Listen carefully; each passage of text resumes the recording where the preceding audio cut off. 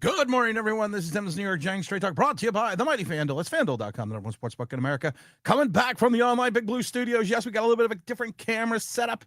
Had to leave the 305 a little early, but that's all right. Had to get home, had to take care of some stuff. I had some stuff going on, had to take care of, but we're here. We're back. We're brought to you again, of course, by the mighty FanDuel. We got to talk about the game of the week, we'll call it, which was yesterday. That was, of course, playing against the vaunted Miami Dolphins. It was a weird game. It was an interesting game. It was a game that if you were a Giant fan, you had to be excited about because of the fact that you took care of a team that you should have easily outclassed. Plain and simple. You should easily outclass the Miami Dolphins, especially with your head coach, especially with your talent, especially with everyone you've brought in over the last few years. If you didn't, I would have been more shocked. But, this is one of those things that we got to look at the rooster. We got to look at the roster. We got to see some players that are trying to make this team. We got to get a better feel for this organization in regards to where we are talent-wise, because even after this display, this vaunted display of the exhibitionism of the sports known as football, it's interesting. It's an interesting concept, kind of where we are, kind of what we're doing. Good morning, WK. We got Big Slider in the house. Also, Greg the Giant says good morning. We got the Spy Smasher coming in strong. I love it. We got big old Mike Lee coming in. We also have Mr. Dino coming in, Mr. Genesis coming in as well. We got everyone. We got Big Michael coming in. We're going to get all to the chat in a minute. We're going to get to all that. We're going to get to all your comments as always. I don't know where to start yesterday's game. I don't know where to start. I don't know what the area of start should be. I'm not 100% sure. Should it be players that help themselves? Should it be the players that kind of put themselves potentially on the roster bubble? Or do we want to talk about some players that, some people have such an admiration for and have such an overcompensation for in regards to certain segments of their talent that you kind of look at it and say, I don't know what the fuck they're looking at. Let's start off with the good. Let's start off with some of the good right away, because there was a lot of good in this game. There was a lot of good. One of the things I liked about the fact was Calvin Austin. Calvin Austin the third. Love her. When Calvin Austin came in, and I love Calvin Austin. I've loved Calvin Austin since he's come over from Pittsburgh. And I don't know why some people have been talking potentially about moving on from Calvin Austin. I don't know why people are talking about moving on from Darius Slayton. Oh, I know, because they're idiots. Because they want to think that we're not even going to get into that. But let's get into Calvin Austin. Listen, Calvin Austin does a lot. I've already said this before. You can put Calvin Austin is like the dog shit in my field. It's everywhere. And you can put him anywhere. I've said it before. You can put him in the slot. You can put him coming out of the backfield. You can put him on the outside. You can line him up in so many different areas. He caught 2 passes for 24 yards yesterday. He had the one reception for I think he had the one reception for 24 yards. No, 21 yards. I'm sorry. He also had 2 punt returns for 14.5 yards. Listen, the guys, Calvin Austin, Darnell Mooney, locked in the roster space.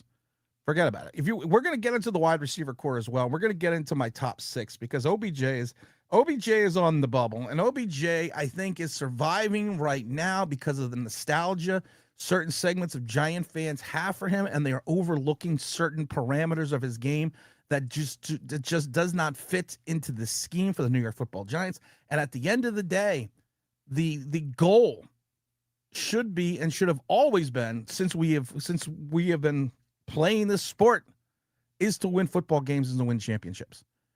OBJ does not fit that moniker. Calvin Austin fits that moniker. Excuse me. A couple of other players that looked good yesterday. Deonte Banks. Deonte Banks looked good. Deonte Banks looked better in real coverage. Everyone is showing, and I was there, and this is what it cracks me up about this play. Everyone is showing that play where they're doing one-on-one passing drills in camp, and Deonte Banks is running with the wide receiver. He actually allowed him to catch the ball. People forget that. But he took the ball away from the receiver in the end zone. What every reporter, every content creator failed to reflect on that play was the back judge actually threw a flag. It was pass interference on Deonte Banks. But at least if you take a look at technically, he turned his head back. He did what he was supposed to do. Yesterday, he had 2 total tackles. He had 2 pass defenses. I don't know where he is in the lexicon of reference to where he is going to be starting wise. If he's going to be one of the 2, if he's going to be, I don't know. I can't tell you yet because of the fact that I am not going to be able to fully judge this team. And even the players that did not excel yesterday, I can't fully judge them on what they did yesterday. I can't. Because it's a simple reason is the fact that it's the Miami Dolphins. And also, I've said this before, if you take a look at Darius Alexander, there is this weird conception, and I don't know where it's coming from, that Darius Alexander is going to be this stud against the run. Oh, I've seen it on Big Dash. I've seen it on other people's show, and I love Big Dash, that he's going to be this guy. I've seen Carl Banks like the post, that he's going to be this stud against the run. I don't fucking see it.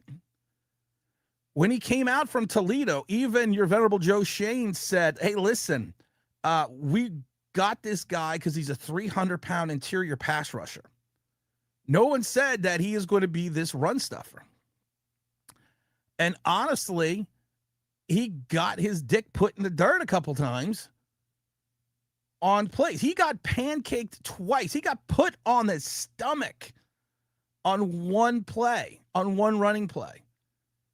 He is still giving up bunches and bunches of oats in reference to the rushing attack. And like I said, I'm not seeing where, I don't get it. I don't see where people look at this and say, well, you know what? He's gonna be this guy. He's gonna be this guy that's gonna stop the run. I'm not seeing it. I wish I could tell you I was. If you want to look for an interior pass rusher, he's your man. But don't put him in a box that he doesn't fit in. And I think that's the kind of the question we got to take a look at. You put him in a box and he doesn't fit in that box. And because we're living in a box, we're living in a cardboard box.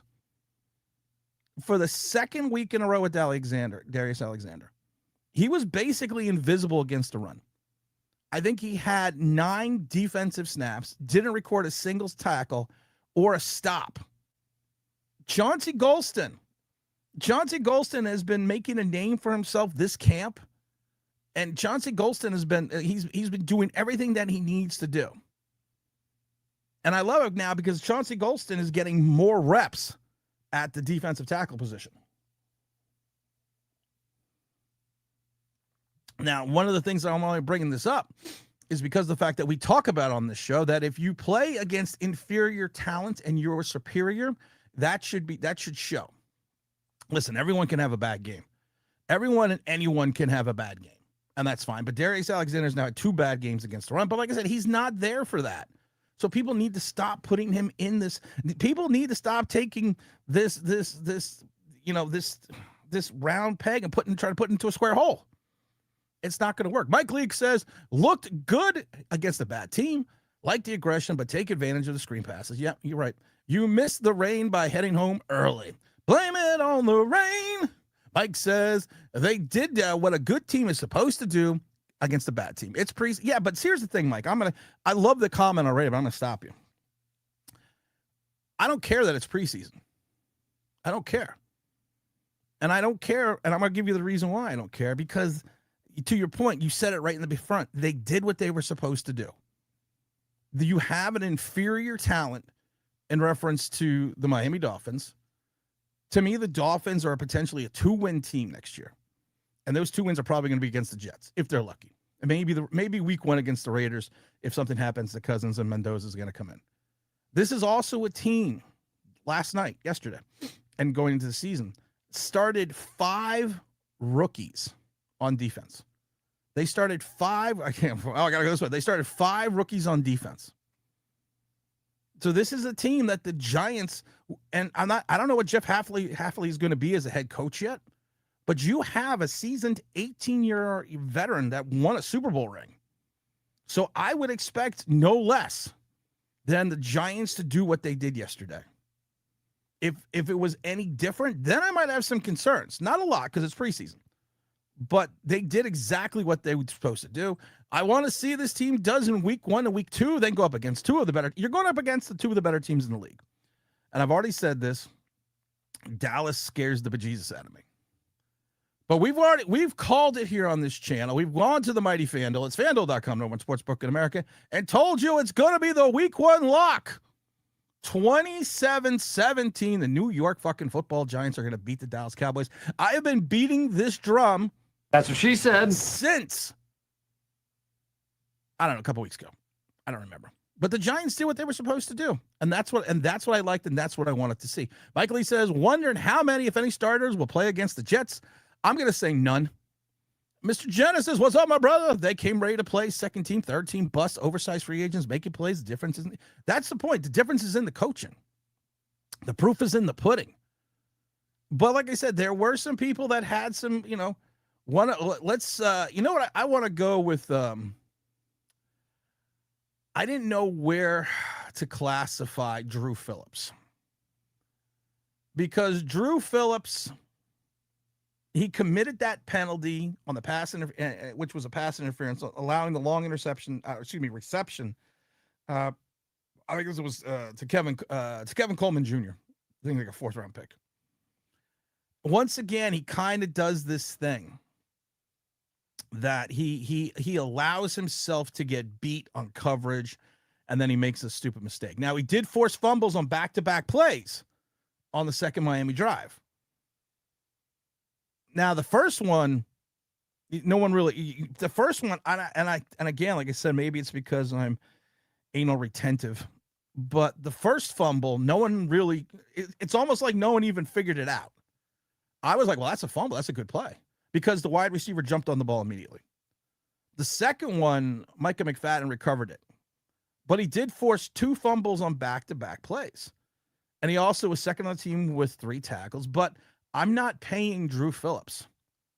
So, well, you know, technically I am paying Drew Phillips to create turnovers, but I'm paying Drew Phillips to stop wide receivers from making plays.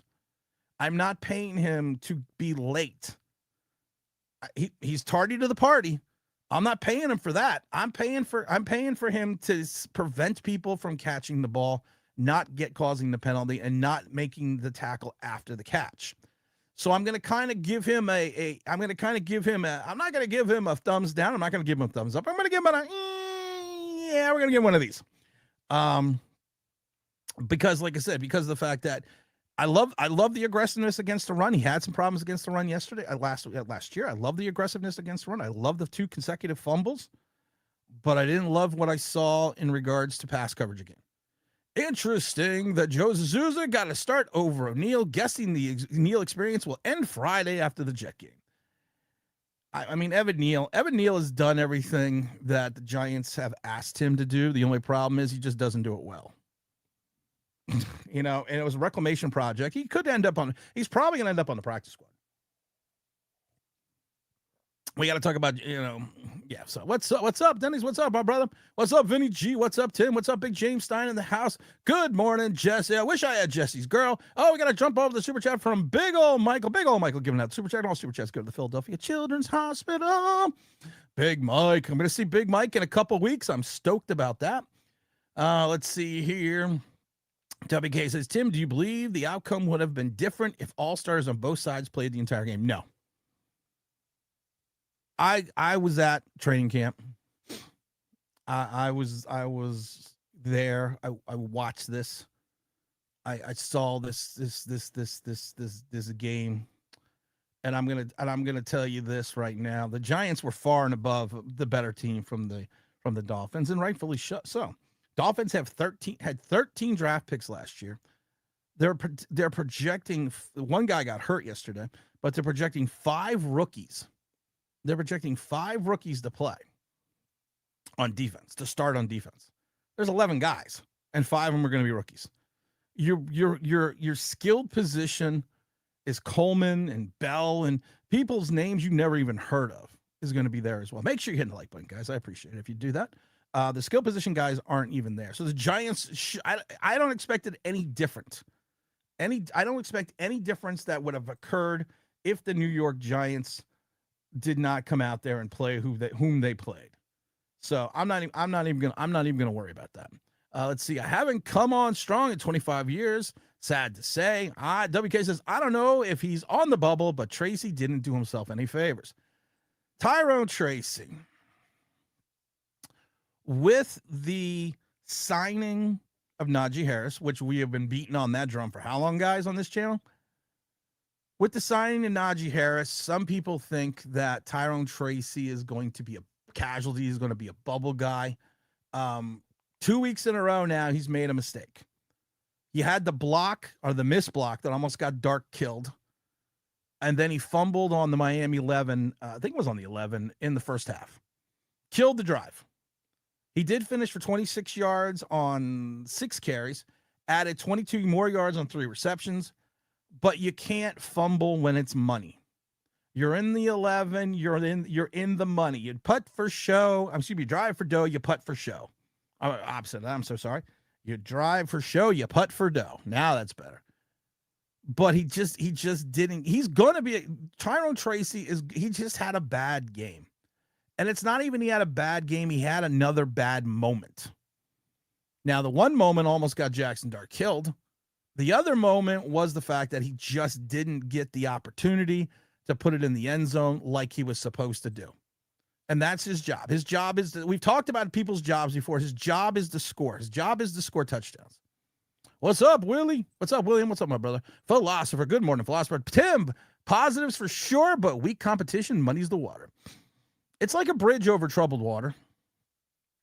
I'm never going to lay you down because I'm a bridge over troubled water. But I'm not worried about it. Like I said, this is what I take away from this game. I think the key point that I take away from this game is quite simple. The Giants did what they were supposed to do. This is something that we have not seen this team do in years. There was since be honest, Tom Coughlin, we've had this issue. We sometimes play down to our opponent's level. Even in the championship seasons, if we had an inferior opponent, we would play down to their level. And we can't do that. We can no longer play down to teams' levels, and we didn't do that yesterday, which was exciting for me to see, which was awesome to see that we did not play down to the team's level. We played down. Hold on, I hit the wrong button. Oh, there we go. Hit the wrong button there. Let's see. I don't know which way I like it yet. But we didn't play down to the team's level. We did what we were supposed to do, and we did it well, and we got out with the win. I didn't realize Calvin Austin is going to be a stud. Darnell Mooney, I don't understand for the longest period of time that so many people have been so concerned about this wide receiving room. Darnell Mooney is going to be a stud. Calvin Austin is going to be a contributor. Calvin Austin, I think, is going to be better at times at doing certain things than Wan'Dale Robinson. Darius Slayton, while he is not a star, is a third wide receiver on a good team. You have Malik Neighbors. You hope he comes back soon. You have Isaiah Likely you're going to throw in there. I've never understand why people see this wide receiving core and thought we had a deficiency that we had to bring in OBJ. You got a bunch of young guys. You got Mr. Braxton who's lighting it up. You got that other young kid. You got some kids on this team that can play special teams and do things and are athletic enough. We're going to get to OBJ in a minute. Williams says, Austin at the price is crazy when you think about signing Wan'Dale. You're right. Big Greg says, I can't stand Slayton, so I don't care if I'm an idiot on that stance. You cannot stand Slayton because you don't like the drops. I still am upset about the drop in Tampa like 4 years ago. I'm still upset by that. But Darius Slayton, you cannot trade Darius Slayton. He knows the system. He knows the organization. He knows the team. You're going into a game against a divisional opponent unless you're coming back and you're not getting Christian Gonzalez, for the love of God, people. You're not getting Joey Porter Jr. because you're going to give him a second-round pick and Kayvon Thibodeau. I just love that because people are like, well, we can just trade a second-rounder and we're going to get Joey Porter Jr. That's like when we were basically giving up nothing to get the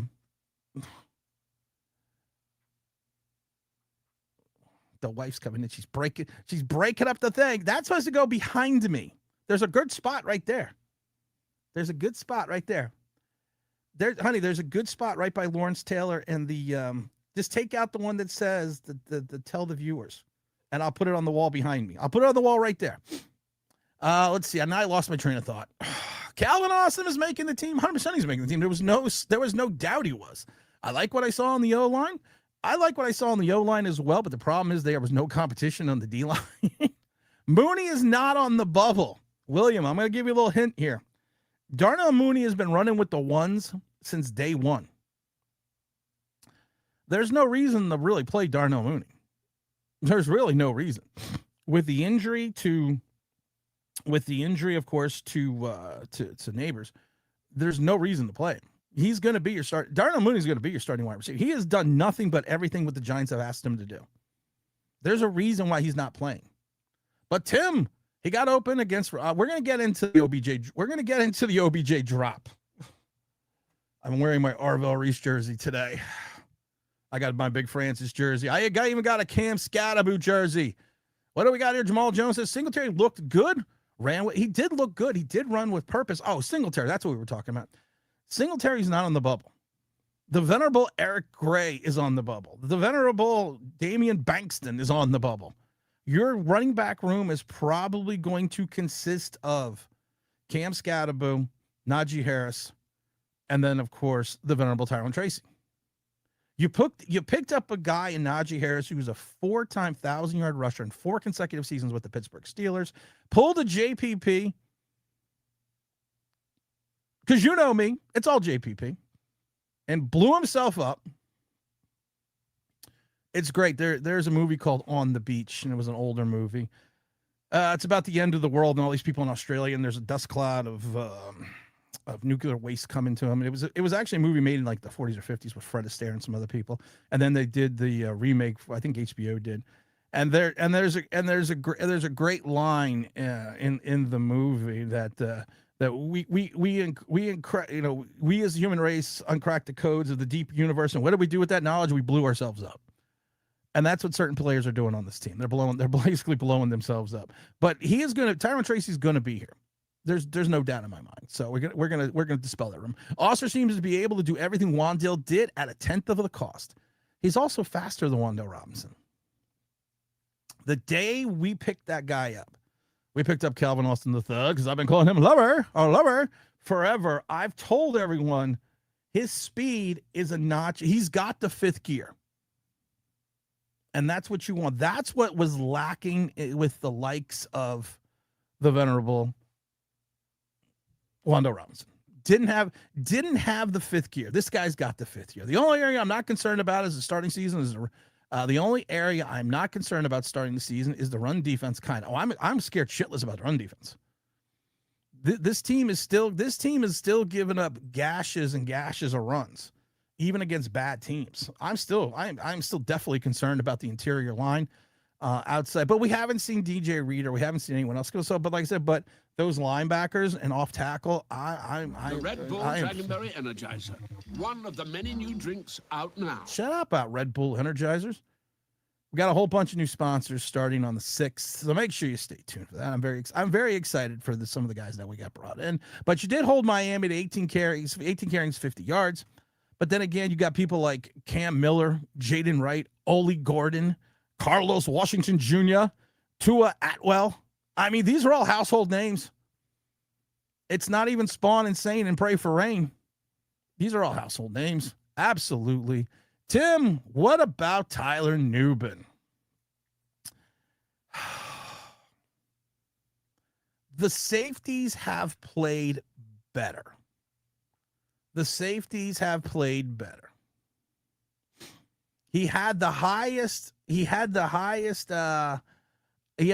love this because I always get these stats because I have the venerable Pro Football Focus, because they gave me a membership for free. He was the highest graded defender in coverage, allowing just 1 completion in 3 yards and forced 1 completion and had 1 pass breakup and recorded a stop against the run, this was one of his better showings of the summer. Are you going to equate this to the lack of talent you played against, or do you want to equate this to the fact that Tyler Nubin may hopefully be shedding a potential bust moniker and turning the corner? You can look at it either way. You can look at it either way. I saw, what do we got here? Someone mentioned, I saw a J.C. Davis comment because I'm actually, I was impressed by J.C. Davis yesterday a little bit. You know what the thing about this is, one of these things that you really had to watch the game. And it was such a bad game to watch. I'm glad I had to leave early. I had some stuff I had to get home. There was some stuff going on. I had to get home. But I'm going to be back. But I had to get home. So I'm glad I didn't go, because I looked at the crowd, and to Mike Lee's point, the weather this morning was hard. And then I saw everything that was going on. So I'm glad I didn't stay, because I did get to watch the entire game. It was nice.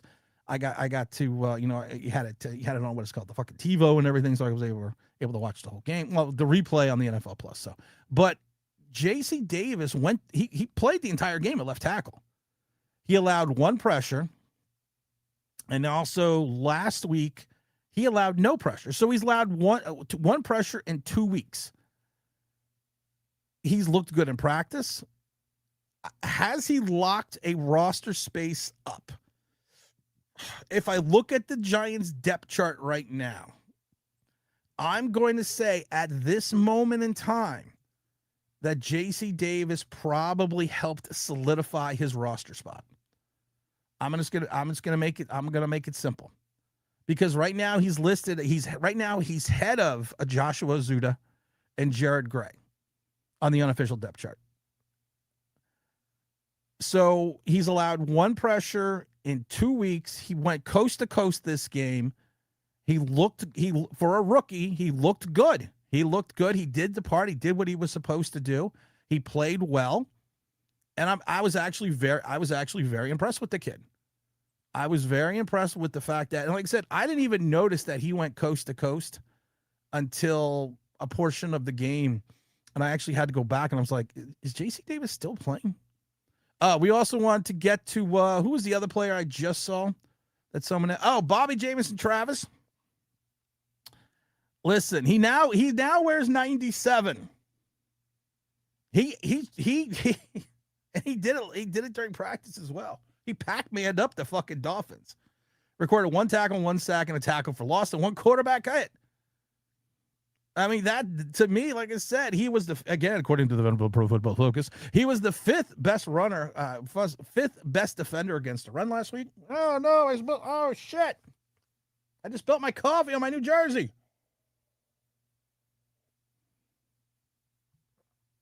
Damn it.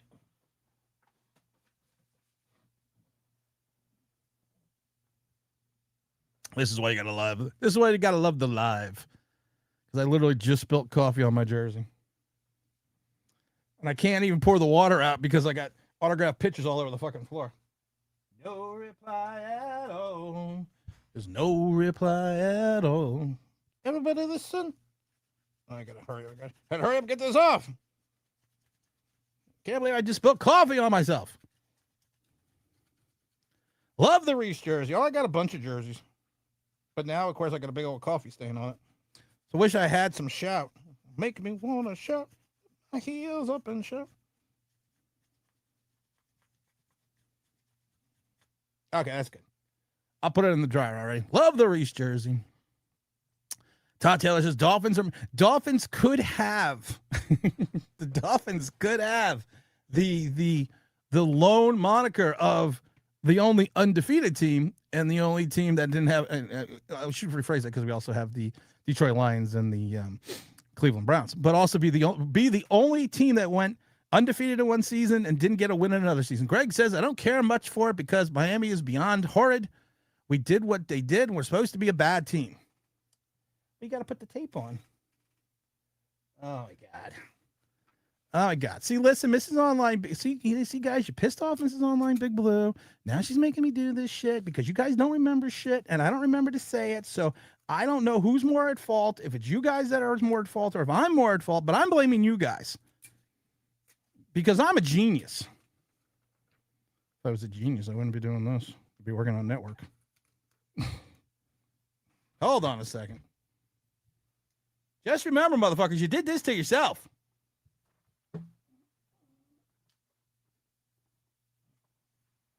There you go. You did that to yourself, didn't you? Didn't you? Mr. Calzone, what's up? Overall, the secondary looked good and more importantly, aggressive, and really liked the feistiness and the aggression of Newsome. Here's the problem. She's going to make me get a neon sign that says that. She is going to make me get a neon sign that says that, guys, because of the fact that evidently people don't know where the thumbs up button is. How am I supposed to be the greatest giant content creator in the history of the world if you guys can't remember to do that? I like the aggressiveness in the secondary. Here's my problem. I'm worried that that is going to be flags in the regular season. And if I take a look at Newsome and Adebo, I saw a lot of things that I did not like in training camp in regards to hands. And hands after. Hands deep down the field.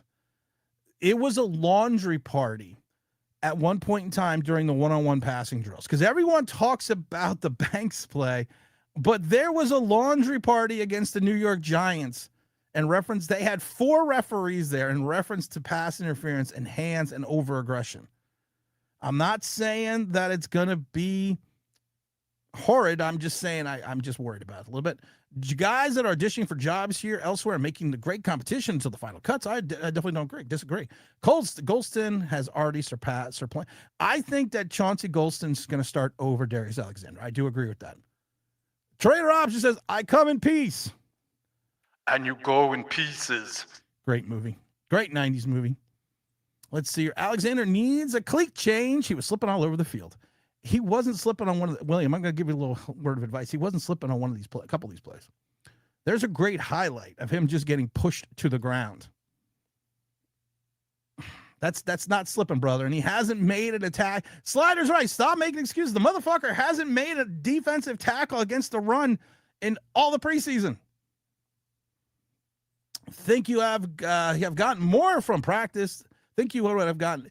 I got more out of practice in this game. You're right. Outside of people like seeing J.C. Davis come in, like Bobby Jamison Travis come in, seeing a little bit of the Calvin Austin, see even a little bit of Darius Slayton. I love it. I mean, this is the other thing that gets me. People are like, we got to cut Darius Slayton. We got to get rid of him. I hate him. He also had 4 catches for 58 yards in the first quarter and found spots in the zone against inferior opponents like he was supposed to. And he picked up 34 of those yards on 2 catches in the first drive. And he helped put Jameis Winston in position to scramble for that touchdown. And listen, Malachi Fields, everyone, like I said, everyone's worried about OBJ. You take a look at this. You have Darius without Malik Neighbors. If I was Malachi, this is my thing. Darius Slayton, Calvin Austin, Malachi Fields, all are locks. Malik Neighbors, unless he's not healthy, and I keep hearing he's not playing week 1, those are your 5 guys. Your 5 guys will be Neighbors, Slayton, Austin, Fields, and Mooney. Braxton returns kicks. He's looked good. You also got that other kid. I can't think of his name. Dylan. I can't remember his name. Playing well as well. Not only in the receiving corps but on special teams. You have 2 guys that are ahead of OBJ.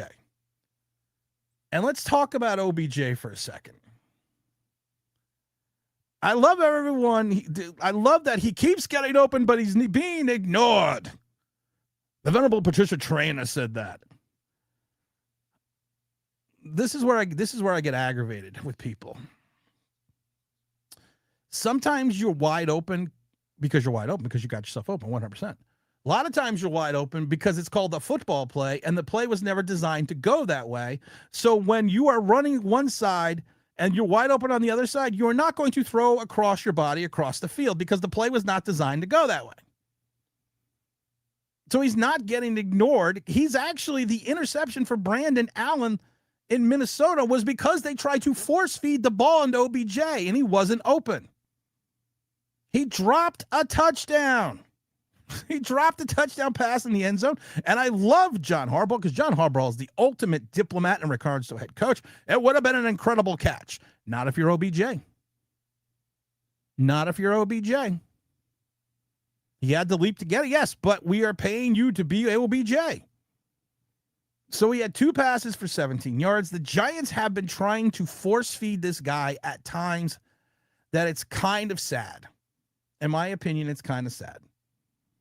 Because I would probably take Isaiah Hodgkins over OBJ. I would probably take Xavier Gibson over him. There are players that I would take, what's his name? The one kid. He had number 83. I can never remember his fucking name. He had 3 receptions for 26 yards, and he was 3 for 3 on targets, and we never force-fed him the ball. And they all play special teams. No reply at all. Yeah, look at that. See? You cracked Mrs. OBJ's brain. She had to go up and print something. Todd Taylor says, so are the starters? No, I don't think the starters are playing at all. If you're going to go to the Jet-Giant game this weekend or next weekend, just go because it's going to be fun. You're not going to see anybody. If they didn't play any of these starters today, and John Harbaugh and Jeff Hafley came out and both said, it was a very spirited competition yesterday on the joint practice, so we don't feel a need to play the players. I personally think it's a cop-out. But I also personally think it's because they don't want to get anybody hurt. Greg says, I want to add Drew Phillips needs to stop getting burnt in coverage, especially against rookies. Great forced fumble, but unacceptable in coverage again. But he had 2 forced fumbles. I want people to give him credit and acknowledge the fact that he had 2 forced fumbles. The first one was recovered immediately by the wide receiver. He had 2 forced fumbles on consecutive plays. That's something to look at. I still think our defensive tackles I still think if I look at our defensive tackle position, we haven't seen DJ Reader yet. I haven't really seen much of Shelby Harris. I think Chauncey Golston is going to be pushing for Darius Alexander's spot. But Chauncey Golston, to me, is more of a true defensive tackle. I would like to see Chauncey Golston in the starting lineup, but more of a defensive tackle position. If you're going to run a 3-4 and you go Chauncey Golston, DJ Reader, and Bobby Jamison Travis, I'm okay with that. And then you put in Darius Alexander as a rotational piece. I'm still concerned about the depth behind the linebackers. You've got Khalid Kareem, Micah McFadden, and Jack Ryan. Of course, I know it's Jack Kelly, but I just like calling him Jack Ryan. And then you have Abdul Carter be backed up by Kayvon Thibodeau. Run defenses might still be an issue. Send Mooney to Houston for defensive. No, we are not. We are not trading we are not trading a skill position player for a guy that's going to be a rotational defensive tackle. What does Jesse say? Tim, you're right. Well, that's all we have to read about that. Tim, you were right about Harbaugh and said it well. He used to be calling them a young team, but what they really meant to say was they're not a good football team. Yeah, you're right. Let's see here. Dallas should be scared of us, Tim. Dallas is returning 11 starters on offense. Dallas has improved their defense. Dallas, and I hate to say this about them because I fucking hate the Cowboys. There is no dysfunction this year with Dallas.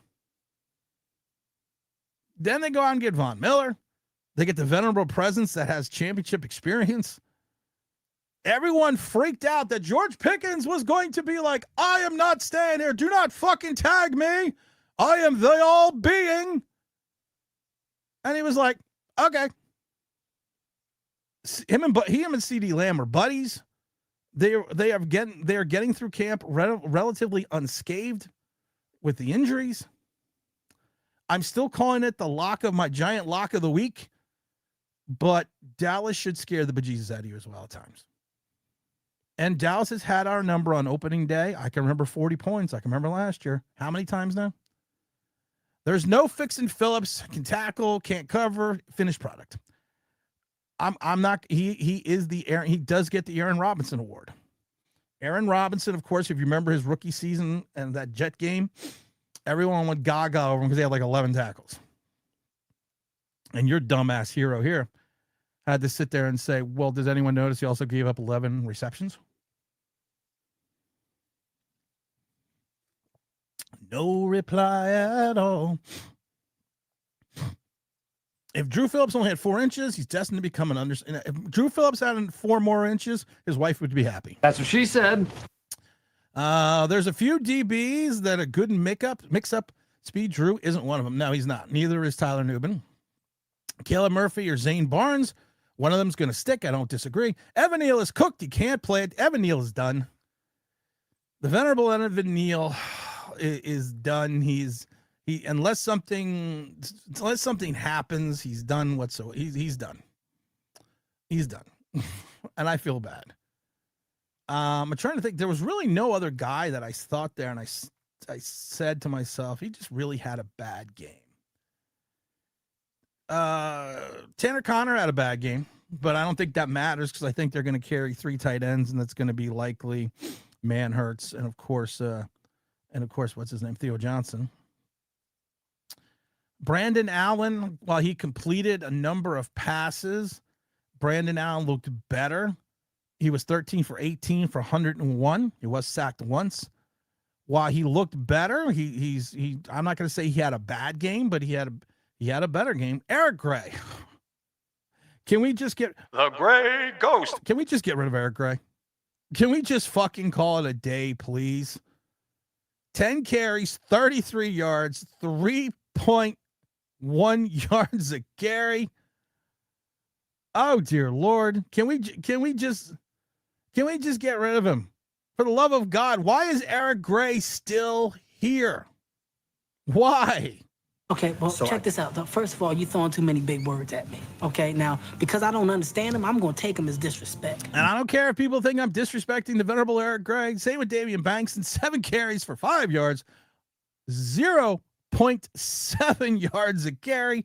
For the love of God, they're both going to be gone, and I know they're going to be gone. I shouldn't say that. Mike Lee says, think Phillips, if he makes the team, will be a Pepper and a Logan Ryan in the box safety. Said this before. Mike Lee, you're 100% right. We've said this a million times. If you want to find a spot, and I don't put this moniker on Drew Phillips, I put this moniker on Tyler Nubin. If you want to find success with Tyler Nubin, he doesn't have the speed to play in the outfield. And of course, I know that's a baseball analogy. He doesn't have the speed to be out there. He does not have the speed to be one of the last defenders. He doesn't have coverage ability. He takes poor angles, but he can tackle and he has football instincts. It's just he does not have the body or the talent to make plays. Put him in the box. Do last year Patrick Graham, like you did with Logan Ryan and Peppers. Logan Ryan and Peppers played 100% of the snaps under Patrick Graham. Logan Ryan played about 70% of those snaps in the box. He was a quasi linebacker safety. Do the same thing with Tyler Nubin. But the problem is you can't, because as we talked about this, outside of Jason Pinnock, who I think may end up starting and is going to probably start, I would start over Tyler Nubin. What do you have in the back of that? You got what's his name? Elijah Campbell. You got Raheem Lane. You got TJ Woods. Rome is not going to be fixed in a day, but Rome is going to look a lot better this season than it has looked in years. Carl and Phil should have commanded the real broadcast booth. I kept hearing things about the broadcast booth, but I didn't see it. I like Phil Simms when he's in with the Giants. I really do. I'm not talking to Carl right now. I'm a little mad at Carl. right now. Evidently, they were at the hotel right next to my condo. They're at the hotel there.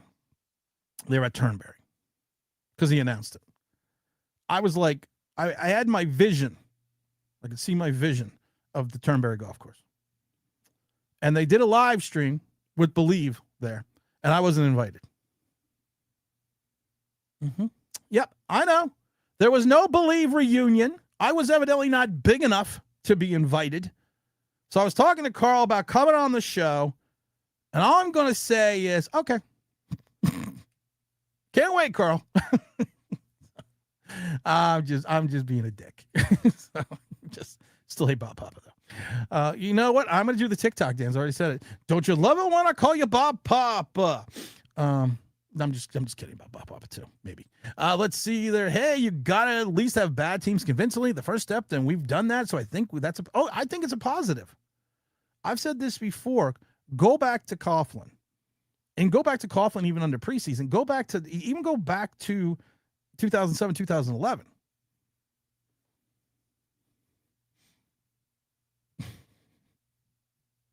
There you go.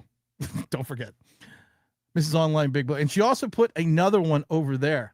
This one says, remember, don't forget to hit the like and subscribe. The one over there says, remember to tell viewers, hit like and subscribe.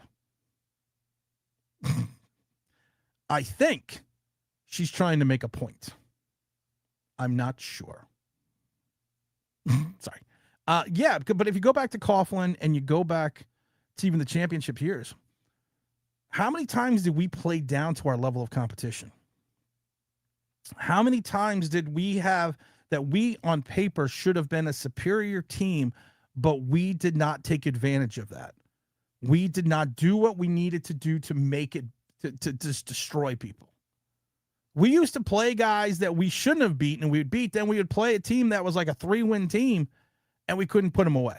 You put this team away. You did what they did. You stepped on their necks. You did what you needed to do. Maybe only preseason, maybe only in Miami, but still.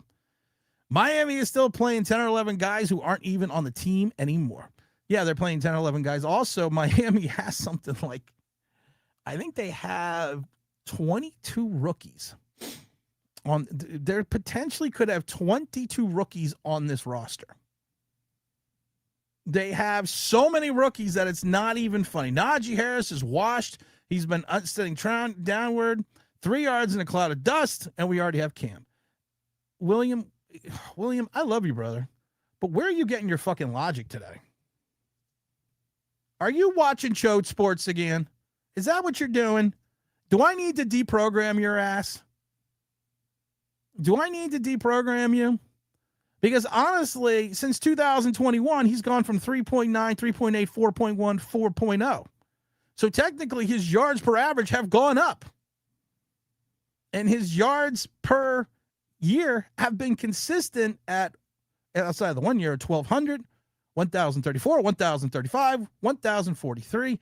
And he's only carrying the ball on average 255 times. So I think you have a massive flaw in your logic in regards to a 27-year-old, and plus the fact that he just throws in another 200-300 yards in receptions, and all the fact that he had played 4 consecutive years in a row without missing a game, and he averages, what did he average? He averaged almost 60.5 yards per game, only carrying the ball 255 yards on average per season.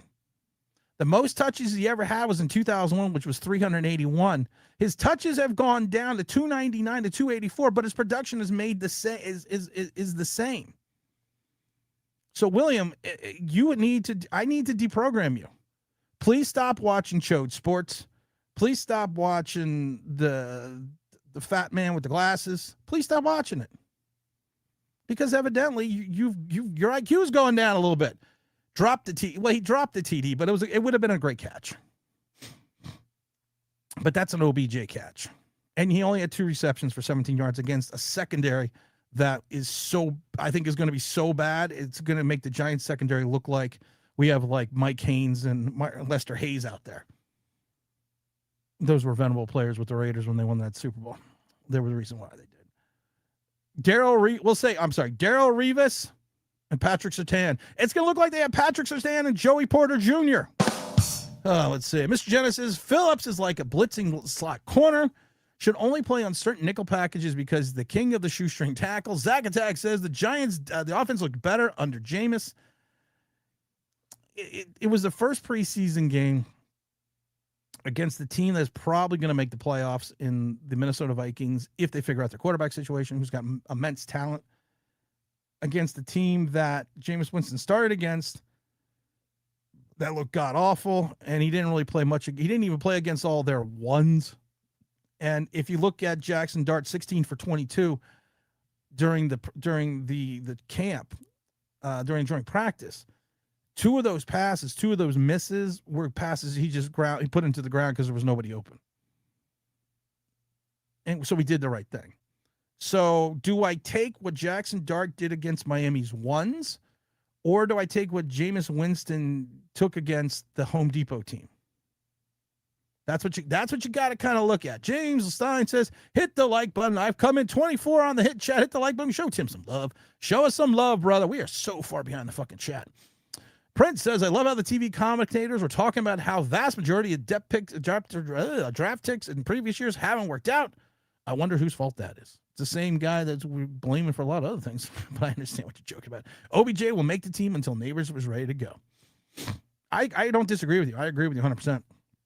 But what I can tell you this about OBJ is if I'm the Giants, and I know it's a feel-good story, but who am I going to cut? Who am I going to try to sneak through waivers? Am I going to try to sneak through, what's his name, number 83? Am I going to try to sneak through Braxton? Who am I going to sneak through? Who can I sneak through waivers to save OBJ for one? We got to give a big shout out to Joe Ferries for dropping the 5 online Big Blue memberships. So everyone that got themselves a free online Big Blue membership, give yourself a big thumbs up and give yourself a big how do you do to Joe Ferries. We really do appreciate that. But who are you going to cut?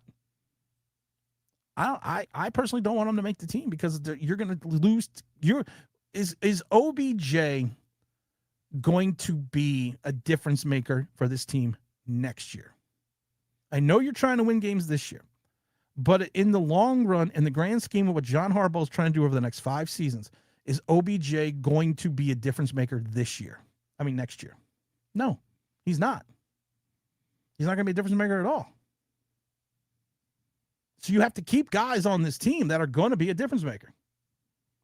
That was a tough catch, says Joe Ferries, but surprised he didn't catch it. And like I said, I'm not saying Joe Ferries has got it right. I'm not saying that OBJ needed to make that catch in the end zone.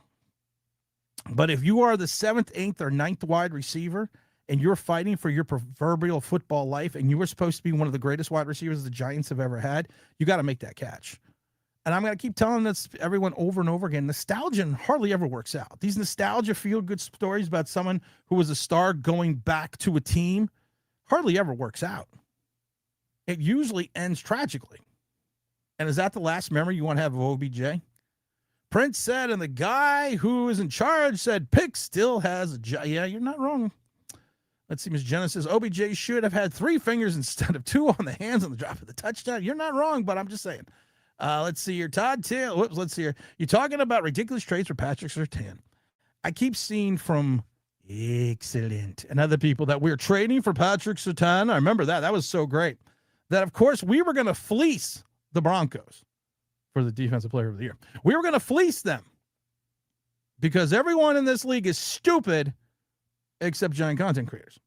Because they were going to take such an asinine deal for a corner, and when it's almost impossible, like finding a franchise quarterback to find a lockdown generational corner, and we were going to give up like a 2nd-round pick and something else for him. Yeah, and same thing with Christian Gonzalez. I love it. Well, we'll give him. I love it because we'll give him Kayvon Thibodeau in the 2nd round. They're probably going to get 2 1s for Christian Gonzalez. And all these players that everyone wants to trade, when I talk to people in the market who are in the know, like I called somebody in Denver and I said, hey, what's this talking that I'm hearing that the Giants are potentially going to get Patrick Surtain and he's up on the block? And he was like, I don't know what the fuck you're talking about. It's like, I don't know what the fuck you people are talking about. That was like there was a certain head coach that the Giants had to sign. They had to sign him because the Eagles were going to snatch him up. And I love this because we had to sign him. The Eagles were after him. I called someone that worked in Philadelphia. He was fucking laughing off his ass because he's like, Doug Peterson has always been our candidate. He's like, we laugh when we see things come out of New York. Like, we had no one but Doug Peterson on our minds. It's for the likes, the clicks, the bleeps, and the boops. William and Slayton. I've been saying Slayton. I'm keeping Slayton. Personally, they both dropped the ball. Slayton is bigger. William, I'm going to drop some more knowledge on you because, again, please step away from the Chode Sports. Please step away.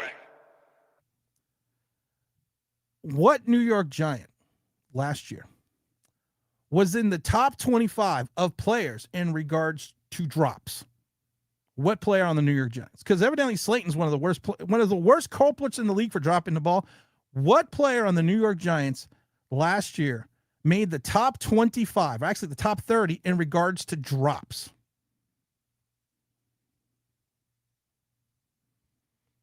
Slayton just has a propensity of dropping balls at the big moment. That's Slayton's problem. That's Slayton's modus operandi. Darnell Mooney has done nothing but what the Giants have asked him to do.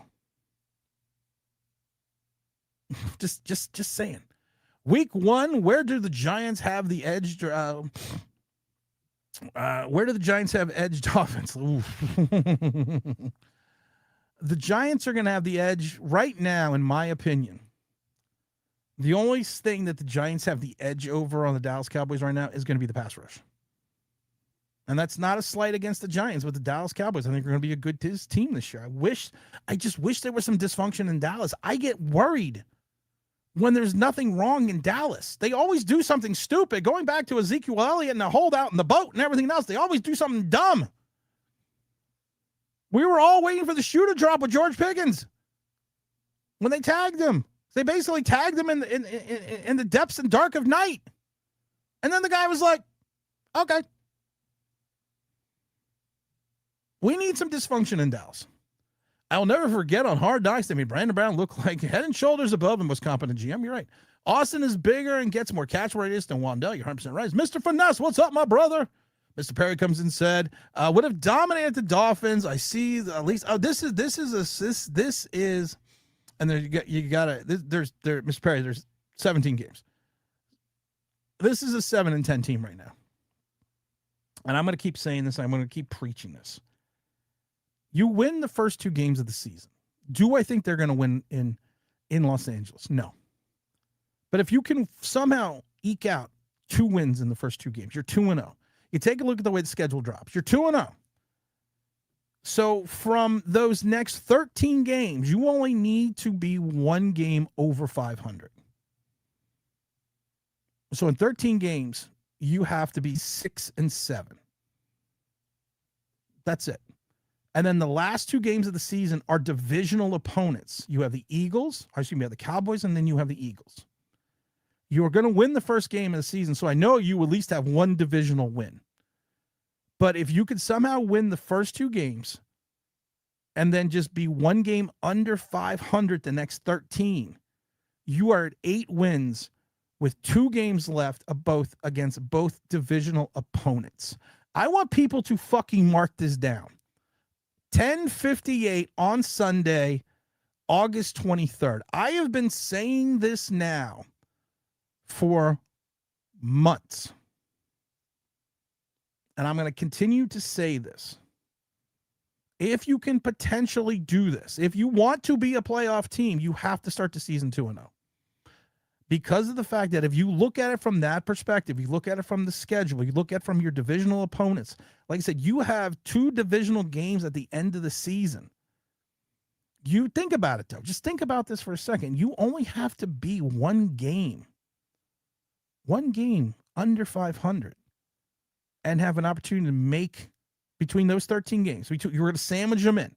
You're going to have 2-2, and in between those sandwich games, you only have to be 1 game under 500, and you can go in there potentially against 2 divisional opponents and make the playoffs.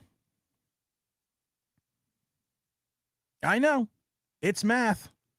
And we like math on this show. Everybody knows that. Is it going to work out? I don't know. Are you hitting the like button? I don't know. I didn't refresh. You broke Mrs. Online Big Blue's brain that she literally had to put up a fucking sign. And she's got another one over there. Thank God she doesn't have one on the door. Greg Newsome made up for the so that was shocking. Yep, let's see here. This Mike Lee, despite his lack of height, I would take Washington over Newbin. Darius Washington is just, and I know people are like, well, he had such a great, remember when he started? I always love that. Remember when he started for the Baltimore Ravens, the year that they got Wink fired, and they had, he had a great season. That was also the defense that got Wink fired. That was also one of the worst secondaries, if not the worst secondary that year in the league. Greg says J.C. Davis should never have been a 6th-round pick. His film on Illinois was awesome to watch, but he would have to drop to 6th round. We were lucky to get him. I think J.C. and it's not a slight against J.C. Davis. It's not a slight against him, but I think he got picked where he got picked for a reason. And NFL, the greatest NFL minds make mistakes all the time. But I think J.C. Davis, if you take a look at him, I'm going to pull up. I have J.C. Davis' scouting report in reference to tackles. In reference to, let's see here, positionally, where was he at? In regards to tackles, he was ranked, let's see here. He was ranked 137. Let's see. He was ranked 27th positionally. He was ranked anywhere between overall ranking of 137 to 210. The board was all over on him.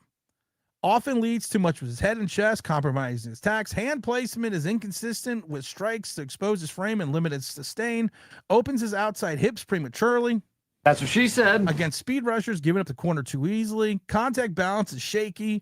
Feet feel late to the fire. Initial contact leading to overextension and recovery issues. Lacks punch at the point of attack. Rushers can work and set him up. Most people that I see have said that he was a 6th to a 7th round pick. Some people had him as an undrafted free agent. They say he's an A gap or power heavy run. He's going to be best fitted in an A gap or power heavy run game, which is what we honestly is what we fucking need. Darnell Mooney was good in the beginning when he had advantages knowing Nagy's system. Now everyone else is caught up. He's not because I'm sorry, William.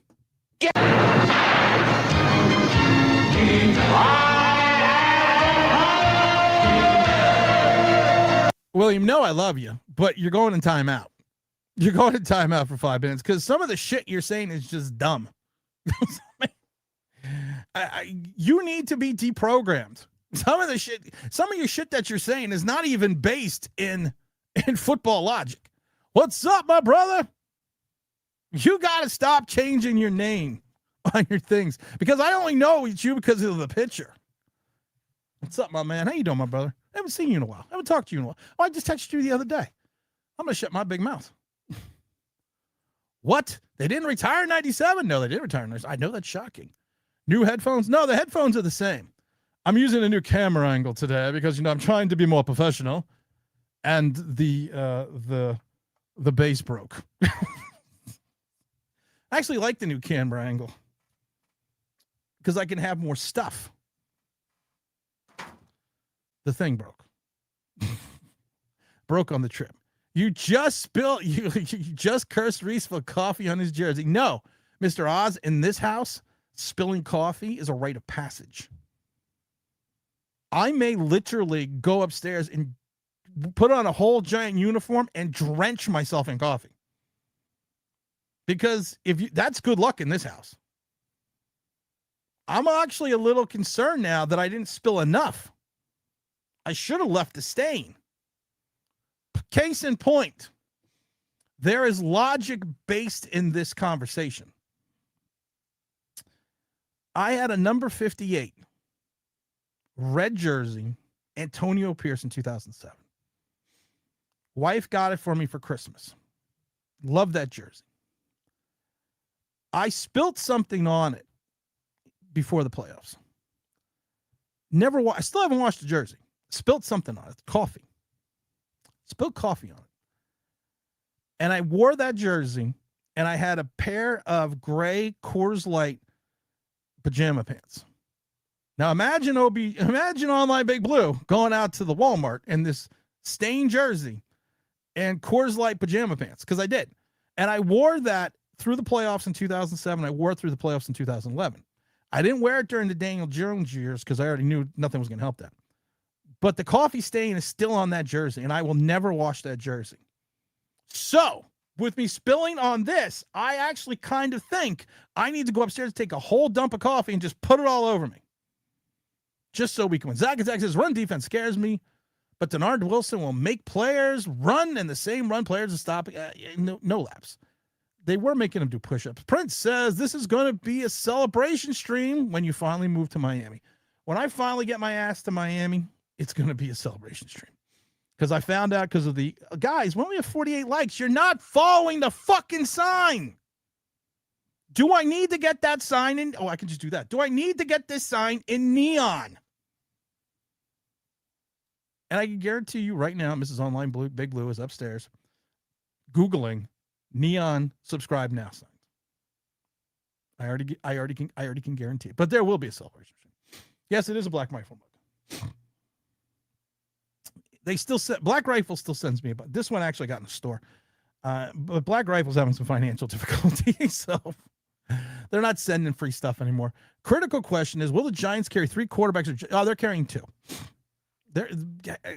Jeff, they just brought in, and Brandon Allen, one of them was going to practice squad. They're carrying 2. They're not carrying 3 quarterbacks. They are not going to limit themselves positionally because they may carry 7 wide receivers or 4 tight ends. And honestly, you also have to remember Patrick Ricard is going to listen. This is what I love about certain people. They're like, well, Darnell Mooney, people have to play and they caught up to him and he hasn't played. What about Patrick Ricard? When have we heard his name at all from any of the camps? And I don't even remember seeing him in Miami, to be honest. But you're going to carry Patrick Ricard. You're probably going to carry either a 4 tight end or a 6 wide receiver. So you're going to need the open spot. I've met Mrs. Online Big Blue. Wouldn't dare make her upset. WK is 100%. WK, I love WK. I loved his comments, but I met him in person. I met his wonderful wife as well. But WK can attest to the fact that Mrs. Online Big Blue is probably no bigger than the Lollipop Guild. We represent the Lollipop Guild. She's small. She's a small person. But you meet her presence. It is omnipresent. And I'm not a small man, but you know who's in charge. I'm over 6 feet, 240 pounds. You know who's in charge in that relationship. And I don't deny it. And I've said it a million times on the show. I don't want to get cut. We're just going to leave it at that. At this point, Mrs. Online Big 2 will have Tim sleeping on the couch if you don't like and subscribe. No, I got a bad back. So she wouldn't let me sleep. She wouldn't make me sleep on the couch.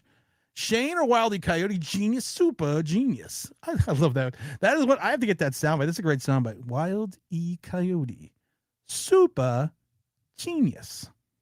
Listen, I don't know. We'll see. Tim, sorry. Some fans have their thumbs up their butt. They do. Alexander is a pass rusher, not a run stuffer. I don't get it. And this is one of these times again, like the Daniel Jones thing. I disliked Daniel Jones for 6 years. I kept seeing all these deficiencies in Daniel Jones's game. And then I keep seeing everyone so massively in love with him. But I kept seeing these things. And again, like I said, I only really hang out with Giant fans.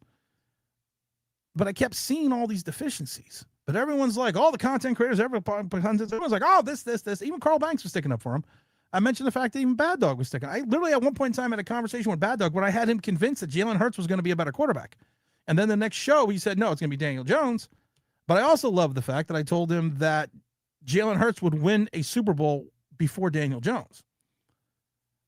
But I kept seeing this. And after a while, when you were the only person saying something, sometimes you're just kind of like, well, maybe it's me. And we all know it's not me because I'm a genius. Warning, sarcasm. Warning, sarcasm. But I've been looking at Derek Alexander's film since Toledo. I listened to my own general manager who said, we've got him to be an interior pass rusher to pair with Dexter Lawrence. I watched his run footage in college. I watched it last year. I've watched it in training camp. I've watched it in 2 preseason games. I don't fucking see it. And I know people like Big Dash and Carl Banks and other people, they're enamored with his ability to stop the run. I don't see it, and I haven't seen it yet. And I watched him on 2 plays, one a very bad one, him just basically get shoved face first into the grass. And I'm going to tell some people, especially William, who'll be banned for 5 minutes, that changing your cleats is not going to help if you fall face first.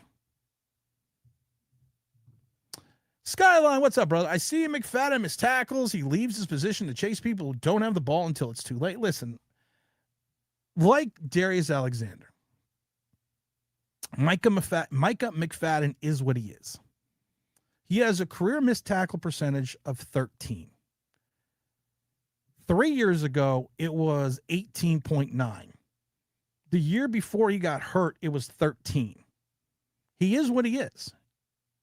They are what we thought they were. He's athletic enough.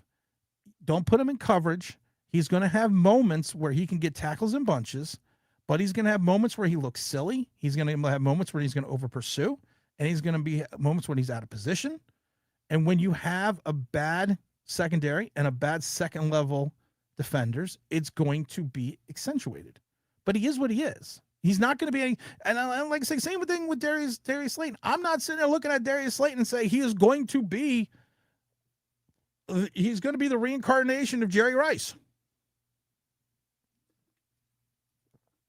Darius Slayton's going to be the player that he's been for 7 years. Micah McFadden's going to be the player. Is Micah McFadden a serviceable player? Yes, 100%. Should he be on an NFL roster? Yes. Should he be a spot starter and a special teamer? Yes. Should he ever be allowed in coverage? No. Change that to fuck? No. No. But he is what he is, and he's an NFL linebacker. Sorry, Mrs. Online Big Blue. Bad Dog says that OBJ will make the team. Like I said, I love Bad Dog, and I was actually in Bad Dog's chat the other day because I was bored, and he, you know, some of his perspectives are just fan related. Some of his opinions are not bathed in football logic. And I've said this before, if Neighbors isn't ready, OBJ will probably make the team. If Neighbors is ready for week 1, forget about it. But I keep hearing week 1's out. I keep hearing from people that I trust that week 1 is out. I still have one friend still saying week 3. But his logic at time is not bathed in football logic. It's bathed in fanism, which he tells you. I'm a fan. So sometimes the fan hat stays on while the football logic goes out the door. He's not mid, Walter. He's not mid. He was the 11th defensive tackle taken in a defensive tackle deep draft. He has a skill set. It's kind of like Abdul Carter. I don't think Abdul Carter should start. And I think he's going to get exposed more this year. And his whole reverence of being, I'm going to be the best giant defender ever. Even though you've had the likes of, I don't know, Hall of Famers in Lawrence Taylor, you know, someone like Sam Huff, someone like, I don't know, Harry Carson, you know, but he's going to be he's going to be the greatest guy ever. He's got 4.5 sacks in his total career, and he's going to be the best player ever. I think he is a situational pass rusher. Darius Alexander, to me, if you put him in the position to be a run-stuffing defensive tackle, you are going to fail. And I think to a lot of people's points, I think Chauncey Golston is going to replace him. Chauncey Golston has had, from what I've seen with Chauncey Golston the last couple of weeks, he has had too good of a camp. Chauncey Golston dominated at times in that joint scrimmage. Dominated. Darius Alexander can't stay on his fucking feet against the run. And he has yet to have, in 2 games, he has yet to have a run stop. And remember, they gave up like 45 yards on the first drive in Minnesota with their starters, and Darius Alexander was in the lineup. But Darius Alexander has a value to the team. As an interior pass rusher, there is an intrinsic value there. Generating pressure from the center of the field, from the middle of the field, has an intrinsic value throughout the entire line and the defensive, and the linebacking core. if you can gain penetration, that's what she said, in the center of that line, and you can push the pocket, or you can divert the play towards one of your better skilled defenders, like Arvel Reese, whose jersey I'm wearing, then then you've done your job. You've done your job, and you've done your job well, young man. Give yourself a cookie and have a fucking seat. But if you're going to rely on him to play 60, 70, 80% of the snaps, you are going to be sorely disappointed. Put him in a position, and this is what I hope. This is my Denard Wilson hope. Put him in a position where he can create a difference. Because right now you have Abdul Carter, You were the chosen one. thinking that he was the chosen one. And he hasn't done shit yet. And I've seen him I saw him on multiple multiple run plays in Miami. We've showed the video of him just getting pushed out of the play. And I love it because they'll take a snapshot. They'll take a still photo and go, that was a hold.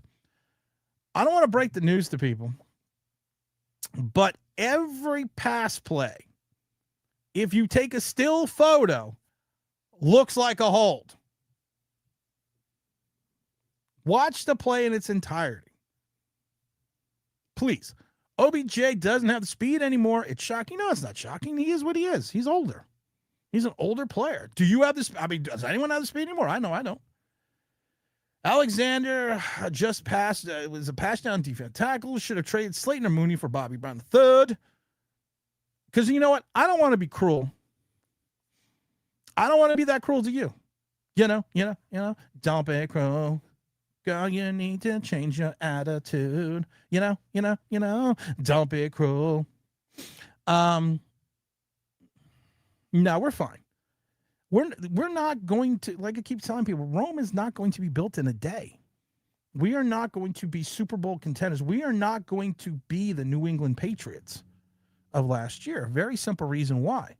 Even under Gerard Mayo, the defense of the Patriots, even during the bad seasons, was very good defense. They just had horrid offense. And we saw what happened with Drake May. They got their coach. You got your coach and Mike Vrabel, who we already know is icky.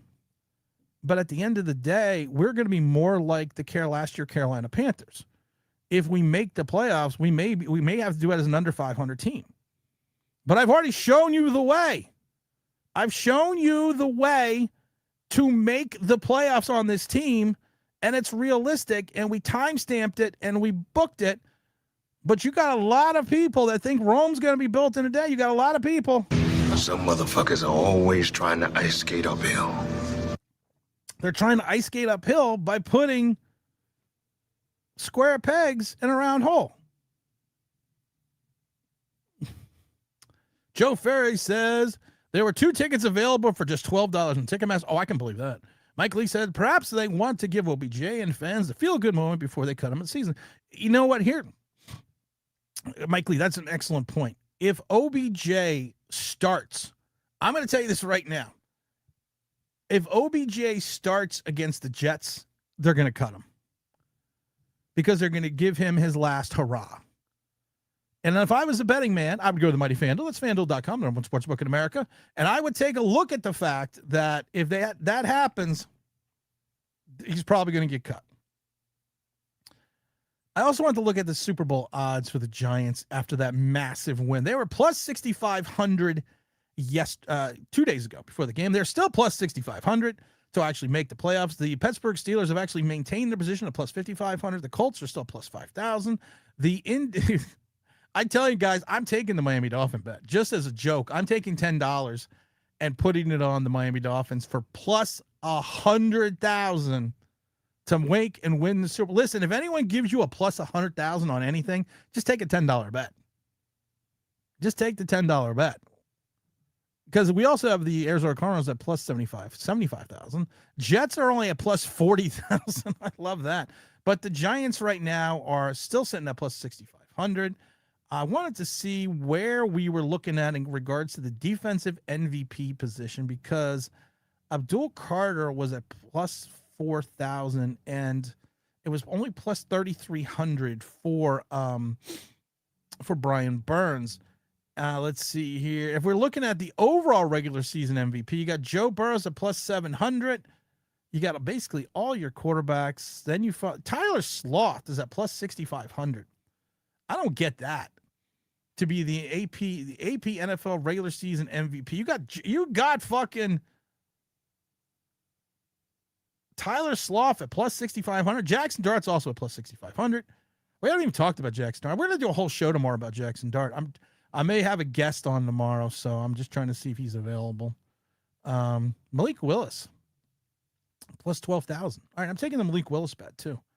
I think Malik's going to have some problems in Miami, but I also think he's going to put up bunches and bunches of touchdowns. Right now, the New York Football Giants, if we go to game 1 against the vaunted Dallas Cowboys at home, let's see what we can get the score for game 1 here.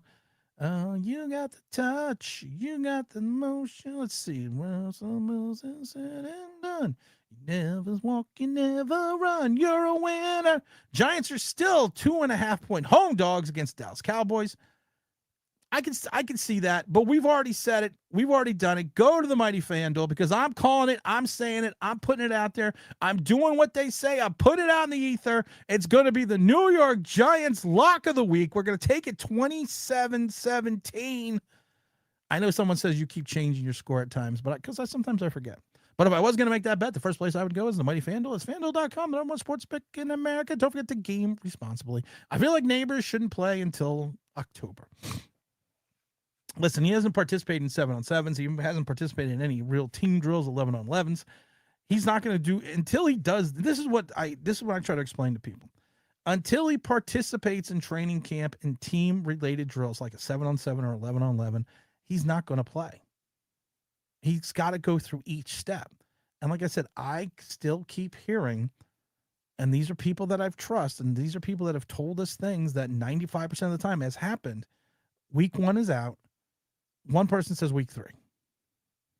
There was a play during training camp the other day over in MetLife where he came up gimpy. It's almost like his leg. Somebody even said it's almost like his leg gave out. I think it was Pat Leonard. It's almost like his leg gave out.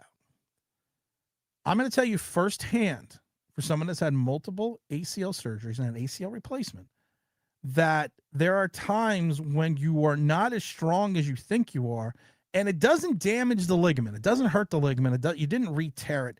It's almost like your knee is like a rubber band. You have this elasticness, like an elastic man. Well, no, elastic is actually a word, but it's almost like you have this, it's almost like it's elastic. And it kind of is weird because you think you've torn it, but you haven't. It's just that sometimes it gets kind of jiggly. It gets jiggy with it. No. It gets jiggy with it. And that's evidently what happened when he came down once. And that is just because of the fact that he still needs to strengthen the muscles and the ligaments around his leg. That's all. But you can't play like that. You can run individual drills. You can run some contact. You can't run contact drills, but you need to be a full participant in practice. You can't just run one-on-one drills. You have to be out there and run a full practice before you can even consider being put on that field. And I think that's what we're smart with right now. Let's see. You should send the whole children's hospital to a preseason game. You know how much that would cost me? You know how many kids are in that hospital? It's really sad. I don't want to get into that. I don't want to talk about that right now. But that's the amount of children that are in that hospital. And I've told the story why I have an affinity for that hospital. But I don't want to get into that today because this is a happy Giant day because we did what we were supposed to do. We won a game.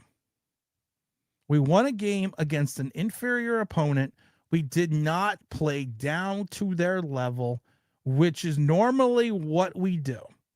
A lot of times we play down to the level of teams that, and like I said, this is going back to Coughlin. We would play teams that in our right mind, there was no way that we should have lost to that team and we would lose to them. They would be a team that we'd never beat. The offense, especially early on. Just keep matriculating the ball down the field, boys. Jameis, we matriculated the ball down the field. It was the fumble by Tyrone Tracy on the 11 that cost us a little bit, but Tyrone Tracy still had 6 carries for 26 yards, added another 22 receptions. I think your running back room is now completely solidified with Tyrone Tracy, Cam Scatterboo. I bought a Cam Scatterboo jersey. I bought a Big Francis jersey. I brought a Cam Scatterboo jersey. And I brought an Arvell Reese jersey. So I bought jerseys of players that I know are going to succeed this year. Because I haven't bought Giant jerseys in years. But we are going to have you have Najee Harris, Cam Scatterboo, and Tyrone Tracy. If anything, I think Devin Singletary's a goner. Eric Gray's a goner, and Damian Bankston's a goner. The running back room and wide receiver room and tight end position, I am no longer concerned. I have no concern. Quarterback, we're going to talk about a little bit that on Monday, but I have no concern. Offensive line, you're returning 4 or 5 starters. Francis had a stinger, but it's not really a stinger, and he's still got that herniated disc, but it looks like he's going to play through the season with that herniated disc because it's sports hernia. You have a line returning 4 out of 5 starters. Why it is not a line that is going to blow you away in regards to their ability to plow the road against the run or for the run, but they are probably going to be one of the better pass blocking teams in this league, and you're going to have to adapt your quarterback to that. So offensively, I'm starting to be okay with offensively, and I'm finally fine with our running back room. And the king over there says, feels like our running back room is mediocre. We still need the home run type of back. You have Tyrone Tracy. You have Tyrone Tracy to be your home run guy. And I'm going to keep telling people all this over and over again. You're going to put Calvin Austin in that backfield. Will he be the Darren Sproles player that I wanted? What's his name to be? That I wanted Wandell to be? Maybe.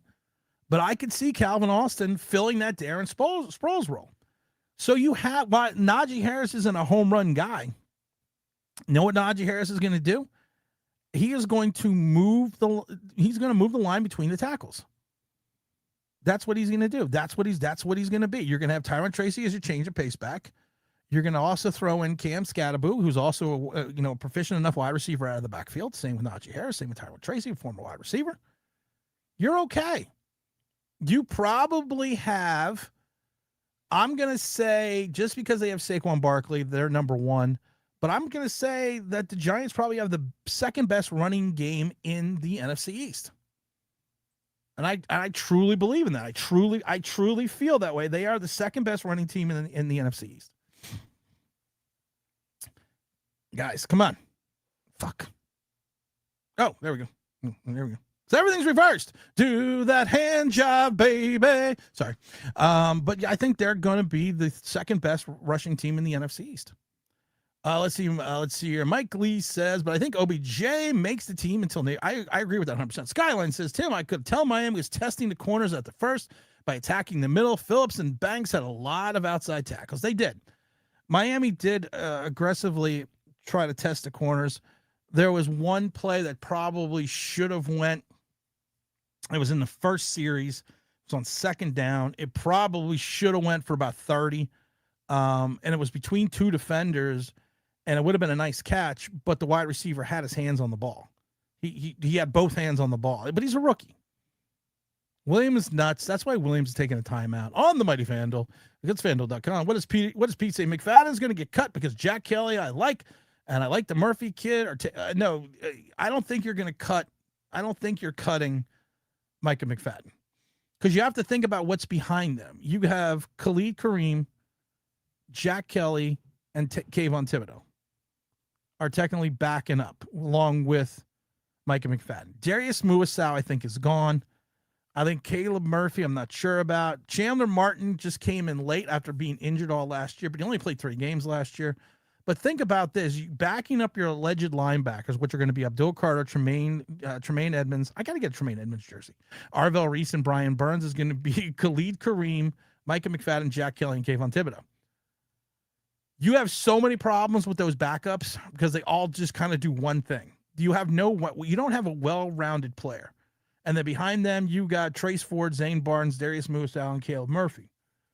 And you brought in Chandler Martin. The linebacking core still distresses me a little bit. Let's see your Dallas D can't be the worst part of last year. Dallas D's is improved, so I'm kind of worried about that. Drew Phillips is a liability, more than 10 yards, moving back to backup safety. I don't disagree with you, Pete. We have been saying on this channel forever that people have been in love with this guy, and I'm like, he's just not. He's Aaron Robinson. He makes the stop, but he doesn't prevent the catch.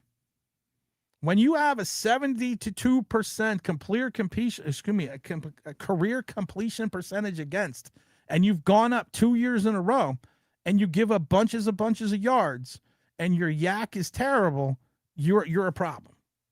McFadden's not good. McFadden is a player.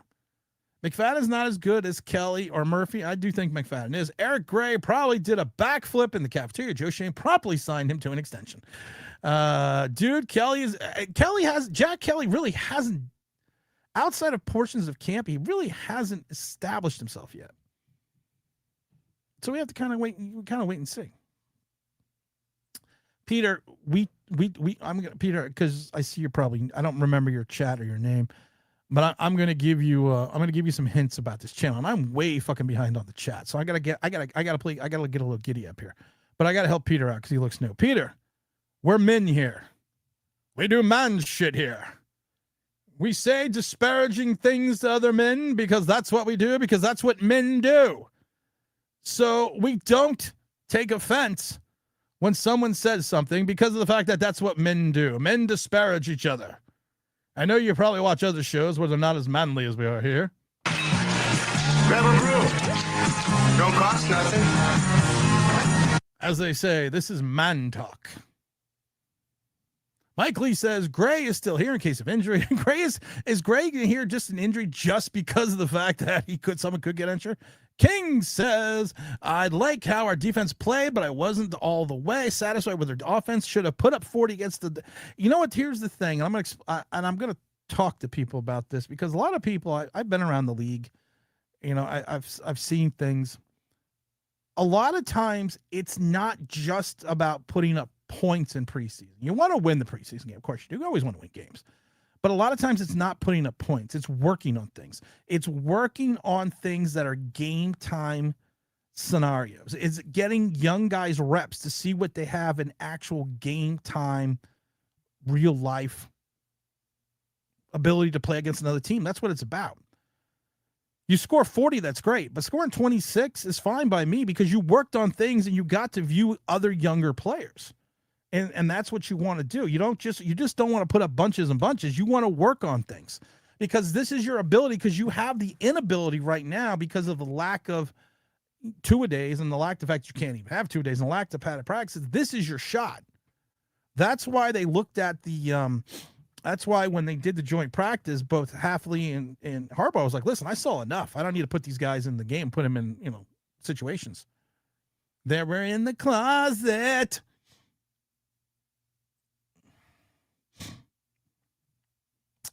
Peter, I'm just going to say that I'm probably behind on the chat, so I'm not even going to read that comment. Bob, Pop, and Carl did their own thing. Tim isn't. I'm not in the circle. I'm only on Bleav. There's only three massive giant channels on Bleav. Carl Banks, Bob Papa Bleav in Giants, Matt Sims, and Phil Sims, and Sims Complete, and New York Giants Straight Talk. You go on their website. Who's one of the featured shows? This guy. And I don't get invited to the Giant party. And I could literally see it from my hotel. I'm sitting in my condo, because it's a hotel condo thing. It's weird. It's really weird. But it's nice. It was beautiful. I had a view of the beach. I had a view of the city. I could see the stadium. But I'm sitting there, and then someone told me that they're live streaming, and I wasn't invited. I now know where I am in the pecking order in the Bleav world. And I'm just joking, because I was actually streaming when they were streaming. Let's see here. And Pete, I'm with you on McFadden. Now, Jack Kelly's not better than McFadden. Let's see here. What do we got here? Joe Ferry says, you aren't going to live with Bob Papa. Don't you love it when I call you Bob Papa? With Bob Papa, Tim, two giant goofballs will have you on. Or Greg Giants, you are friends of the show. I don't think they like me anymore. I don't think giant goofballs like me, Joe. And it's your fault, Joe. It's your fault.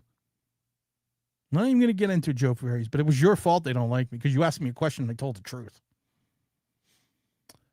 Mrs. Online Big Blue is treating you like Brandon with the notes from all over the room. Yeah, pretty much. Spy Smasher Spez. Are we supposedly to like?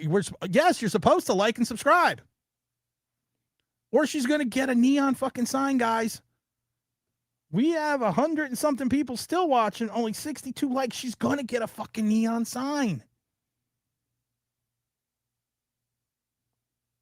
I love it because there is a scene in that, in the Vince Vaughn movie, you know, when he goes back to school and with Wincy. And I love it because at one point in time, Wincy's like, my mom's going to kill me. And Vince Vaughn's like, no, she's not going to kill you. She's like, just don't, she's not going to kill you. She's like, no, she showed me the knife. She said, Wincy, you get thrown out of school. I'm going to kill you. Mrs. Online Big Blue is upstairs right now sharpening the knife. Saying, motherfuckers, I had to go up and make a sign. I guess the color printer wasn't working. Thank God. Because it would probably be in rainbows and it would probably be rainbows and unicorns. So hit the like button.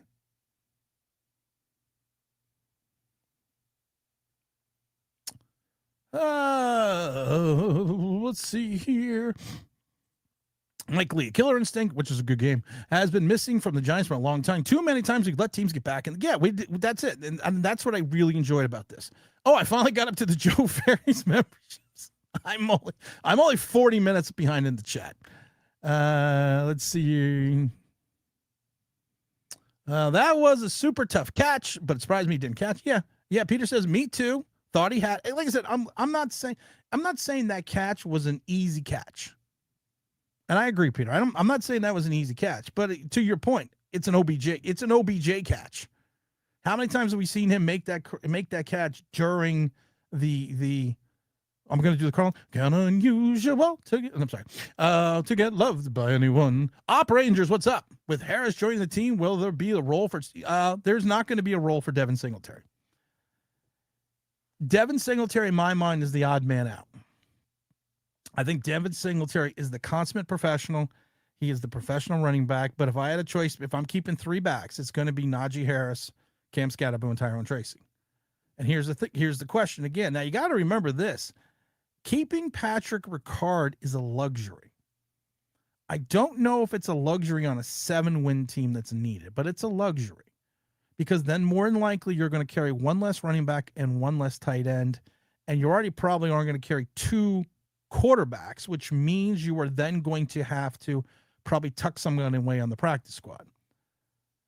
So it to me is like I said, it's, you got to look at it this way, because then the fact you figure if you're going to do that, can you carry 6 wide receivers, and how many defensive backs are you going to carry? It's going to be an interesting cut down day for the Giants. It's really going to be interesting, because it's going to really show you the true velocity. If they go with 4 running backs, which I don't think they're going to, then they're probably only going to go 3 tight ends and 5 wide receivers because of Patrick Ricard. They're 5th on the waiver wire. I figure we're going to get a defense. We're going to get a defensive tackle.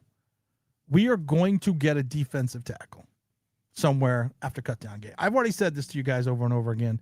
When it hits, if one of your fan favorite players is between 50 and 53, don't buy that jersey, because more than likely they're either going to end up cut or the practice squad during cut down day. Let's see your option trader. What's up, option trader? What's up? I'm shocked that Mara brought OBJ back. I was 100% convinced that would never happen. I do think you could probably find a suitor for Tracy, but then who's going to be your second or third back? Devin Singletary? Devin Singletary has looked slow. Eric Gray? Eric, and Peter's new to the show. So Eric, Peter, when I am bigger than Eric Gray, when I am more man size than Eric Gray, and I have bigger shoulders than Eric Gray, and actually I had bigger, I love it when they called him baby quads. I have bigger quads than Eric Gray. that does not mean I should be the third or fourth running back on this team. What's up, Barry? What's up, my brother? How you doing? Let's see. What's up, brother? Tim's on his game time is on his game today. He sounds like New York Voice Radio on my commute to the work right now. Yes, I'm doing my very melodious radio voice today. I got sleep. You can always tell when I'm at the top of my game when I got sleep. Miami was horrid because I got like 3-4 hours sleep a night. But I'm back. I'm back in the saddle. I get my radio voice back on. Got everything. I got the melodious tones running out, and everyone that knows my story. You know what? I always laugh though because I've told the story a million times before. When I first started doing the channel, of course, we didn't do anything live, and one guy swore to this day, and I think I haven't seen him in a long time. I can't remember his name, but he swore to that I was a disgraced radio host from the 90s out of Miami. Not gonna say anything, and my name is not Joe Spano. Hey, Todd says, just pointing out the fan base wants to cut everyone. Also, they screws up. Let's be consistent. I agree. Let's see. Peter says, Tracy will be in the doghouse for a bit. Singletary might be the odd man out. Pancakes probably only, we're only keeping 3. If you are keeping Patrick Ricard, you're only going 3 deep. You're probably only going 3 deep at your running backs, 5 wide receivers and 2 quarterbacks. And I would hope that you would still, then at that point in time, you're probably only going to keep 3 tight ends. And I still think the tight ends, of course, are going to be Likely, Manhurts, and Theo Johnson. But I also think Isaiah Likely, like Calvin Austin, has the ability to play multiple positions. Joe Ferry says, super dumb trade rumors this fucking season. Us trading for Fred Warner. How fucking stupid. That was early in the season. You're right. Chode Sports, excellent, has mentioned that he is so fucking stupid he mentioned that he was so fucking stupid on the Surtain train. He was. He's fucking stupid on everything he talks about because he doesn't know football. Doesn't know basketball either. But I wish I had a network there going out there and getting my likes, my clicks, my bleeps, and my boops.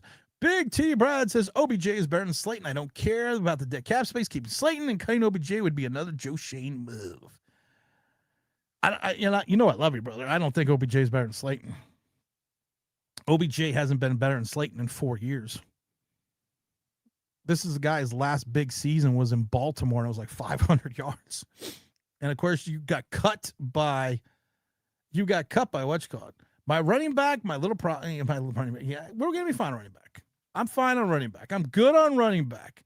Todd Taylor says Brian Thomas has a higher drive.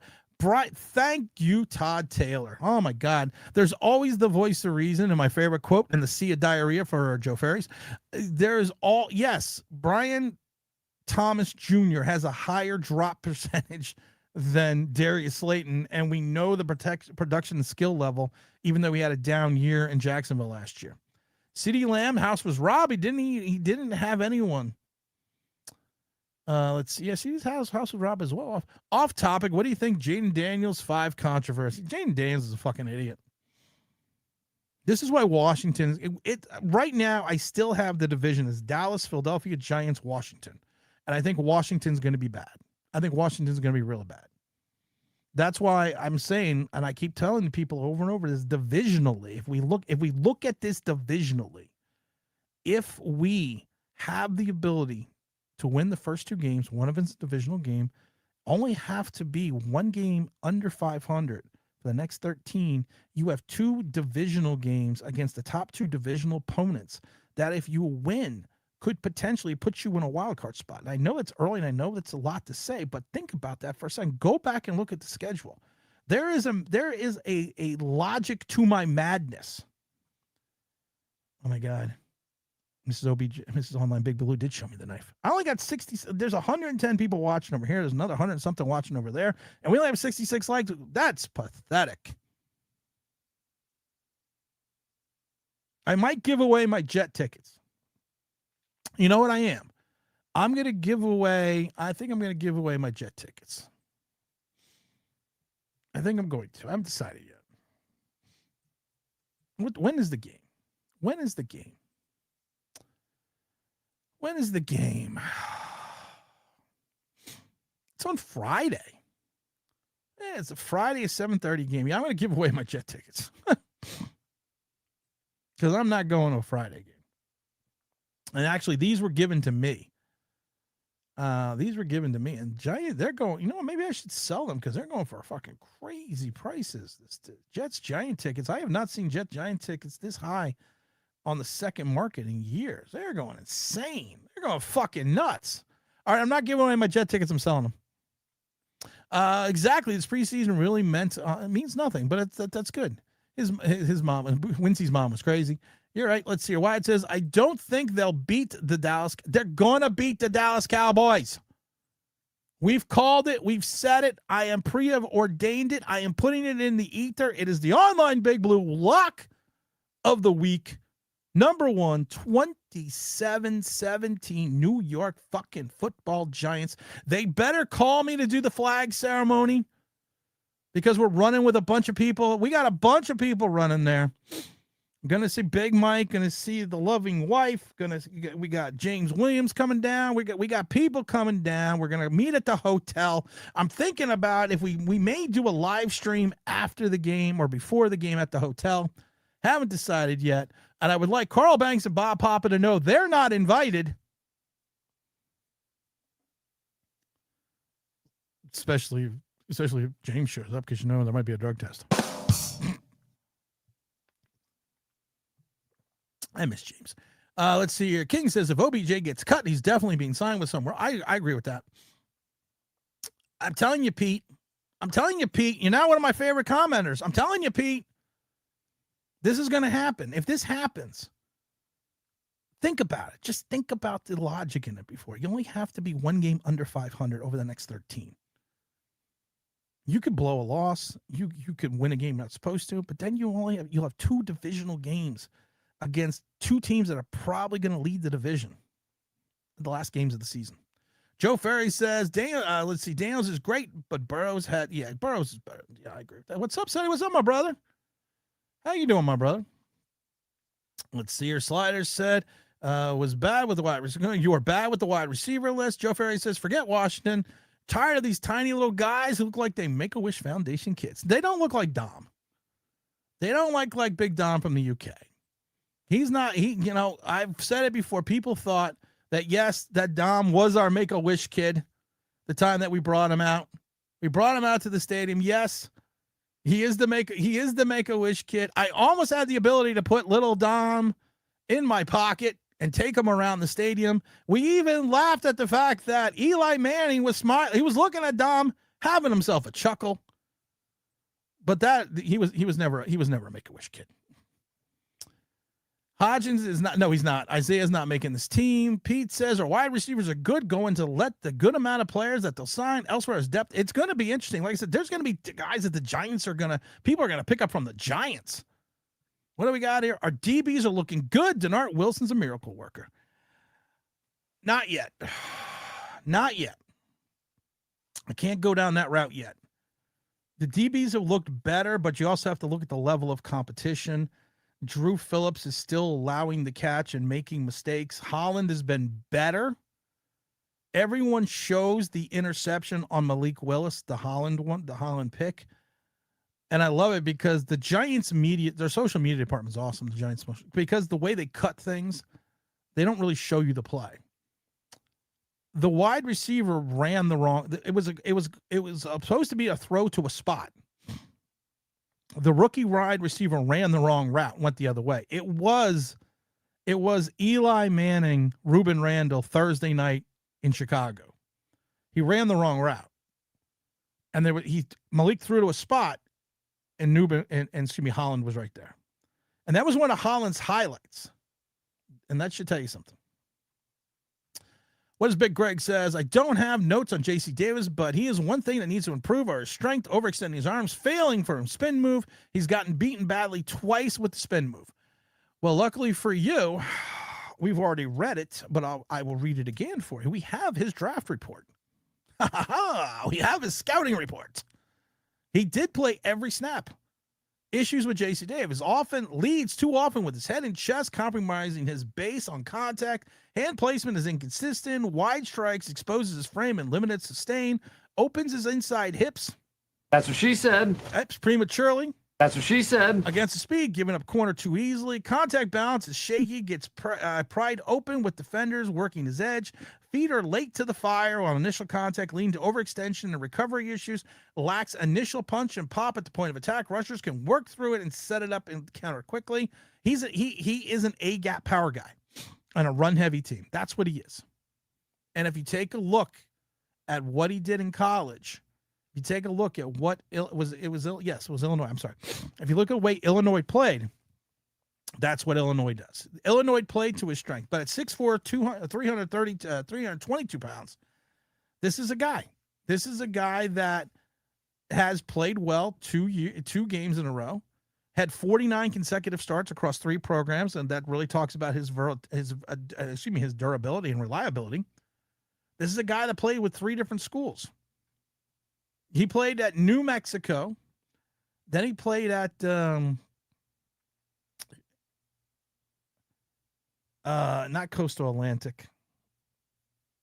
It's some weird name. It was a video Contra Coastal College. It was a video game from the 80s.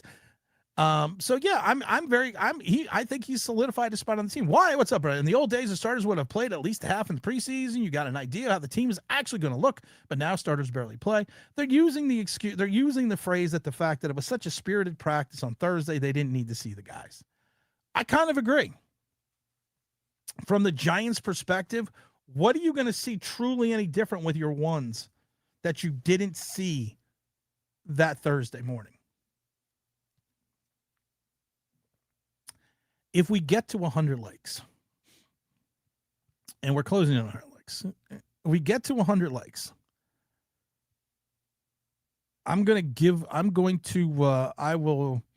we gave away our tickets last week. I'm going to give away tickets. If we get to 100 likes, I will give away game tickets this season again. No, even better yet. Every time we get 100 likes, every stream that we get 100 likes live, because we get 100 likes after the streams, but every time we get a live 100 likes, and we're going to, you know what we're going to do? Here we go. We're going to pick a game. We're going to pick a game. We're going to pick a game. And I know everyone just loves this. So I know. I'm going to pick a game. I'm going to say October 19th. 18th. That is the Saints and the Giants.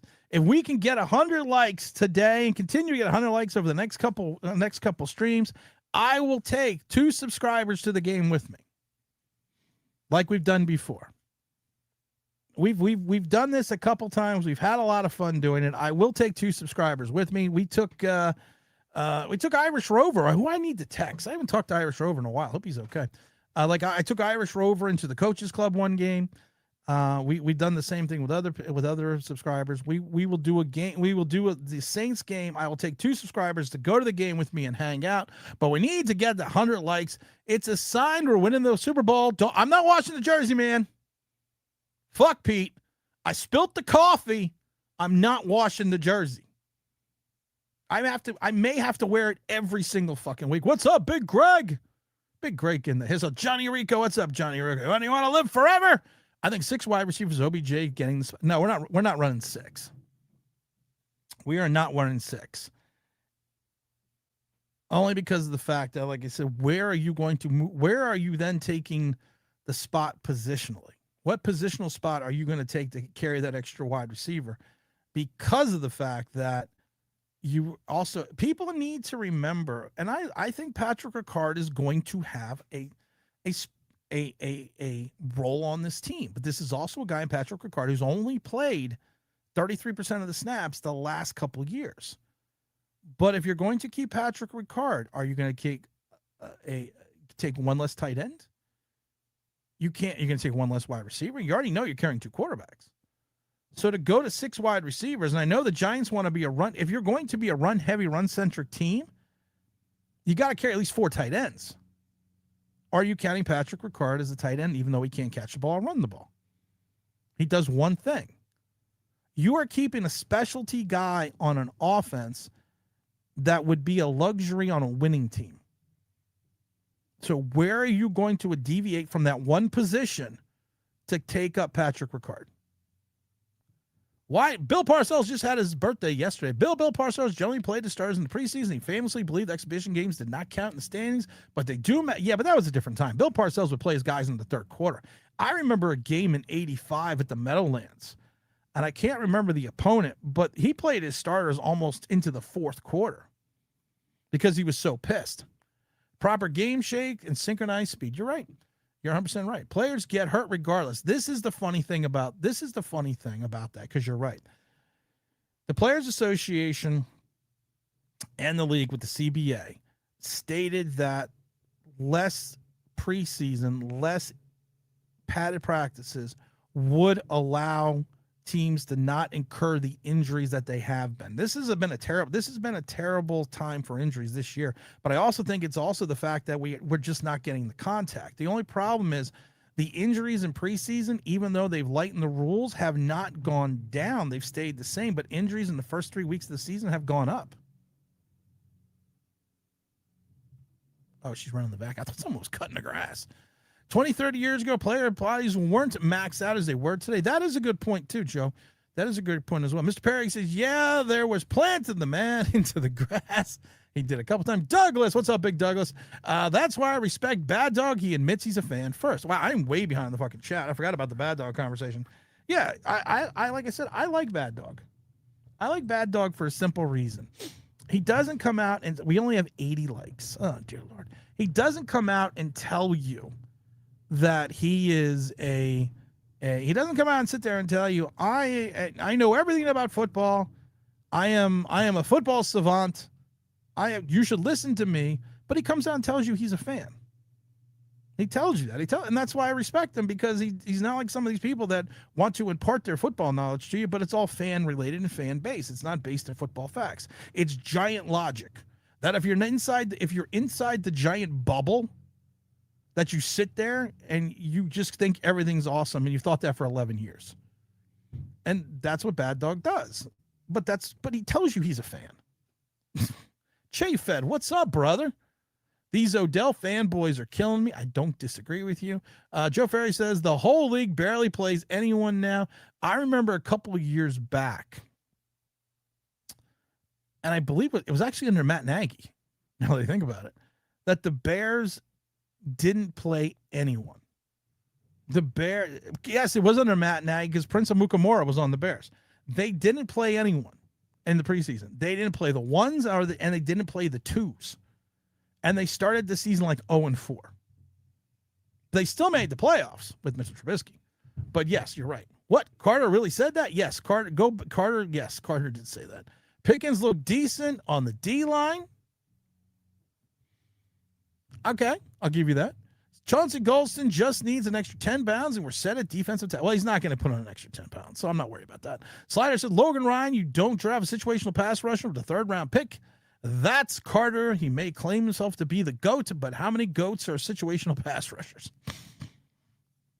The last one, we thought of a couple of them last week, a couple of weeks back. Some guys that were situational pass rushers who actually made the Hall of Fame. Johnny Rico says, I'm concerned OBJ will make the team due to his relationship with both Johns and the injuries in the war room. That being said, I don't think he makes the roster at the end of the season. I don't think he makes the roster if Neighbors is here. I personally wouldn't have him make the roster now because there's too many young guys I don't want to lose. Penetration is the name of the game. That's what she said. Or it doesn't count. My God, I'm trying to catch up to the chat because I'm only 48 minutes behind. Bobby Brown, don't be cruel. Yeah, we already did that. I love Bobby Brown. Bobby Brown is one of my. You'll notice, Pete, on this channel, we're very in depth with hip hop. We love hip hop on this channel, old school hip hop. You know, I can still break out Candy Girl. Candy Girl, you're all my world. Please believe you're the one I'm dreaming of all night long.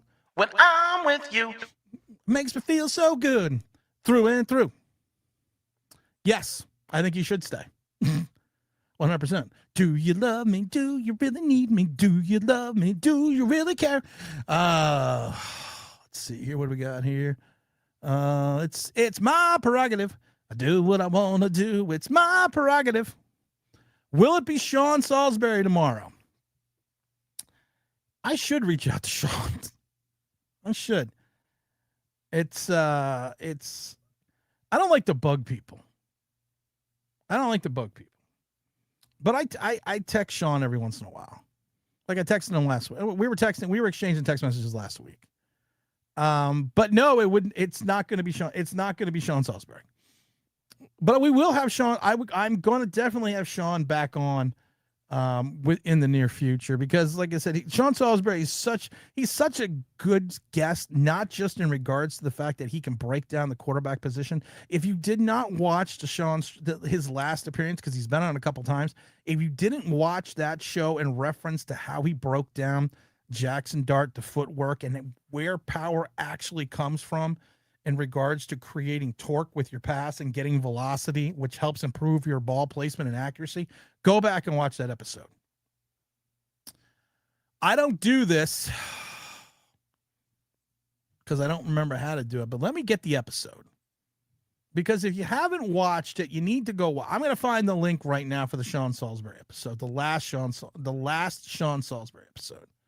And also go and watch Sean has got his own daily podcast, which he actually is on Bleav now, which is Unpaved with Sean Salisbury, live every day at 1 p.m.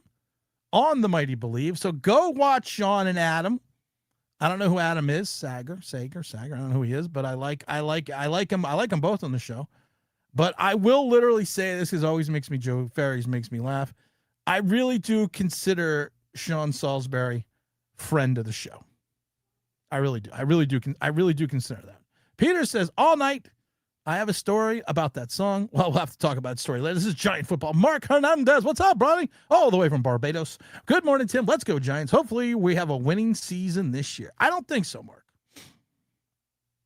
I still see this as a 7-win team. 8 max.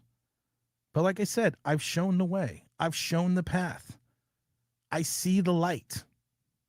And that's what we're talking about here. There is a path to a winning season. It's going to be a difficult path. It is going to be an interesting path, but there is a path to this, to potentially making the playoffs. And you know me, Mark, I will tell you the truth ad nauseum. That's why this channel gets into so much fucking trouble, because all we ever do is speak the truth. And for years, I have been telling you what is wrong with this team. I was telling you how bad this team was going to be. And the majority of the time, and actually more of the majority of the time, we have been right. But there is a truth in this season. Do you see the light? What light? Have you seen the light? Yes! Yes! Jesus H. Goddamn Christ! I have seen the light! This is a year that we have the opportunity. Orlando says, I feel like we honestly can go 2-0. 2 of our NFC East rivals. If we don't, we have a legitimate. Yeah, I agree. Orlando, I've shown the path. I've shown the way. I think so, because it reminds me of McLovin. Listen, I don't know where McLovin is. I don't know what happened to McLovin. It's not my fault. It's just not. I don't have that sound effect from the Blues Brothers. That is just not my fault. I don't know where he went. I can't even get to the McLovin sound effect right now. I'm going to say McLovin had too many things going on with school. That's why he has totally disappeared from the pattern. I wish McLovin well. Hell, I am McLovin. I even said I would continue doing New York Giants Generations with McLovin because everyone makes mistakes. Tyrone Tracy isn't a home run back. Tyrone Tracy used to be a wide receiver. That was Tyrone Tracy's forte. Tyrone Tracy has the ability to make big runs. Tyrone Tracy, on multiple occasions, on multiple games in a row, going back last year, had yards of 20, 23, 31. The problem is Tyrone Tracy only gets to carry the ball about 150 times. Tyrone Tracy has runs of over 45 and over 30. Tyrone Tracy is not Wayne Gallman, who basically had no third gear. No, we're not cutting McFadden. Honey Paul, what's up, brother? There's no way the only depth on this New York Giants.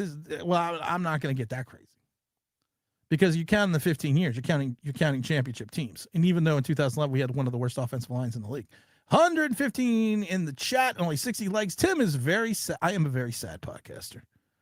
I've already told everyone over and over again, I am no longer calling myself a content creator. I'm a podcaster.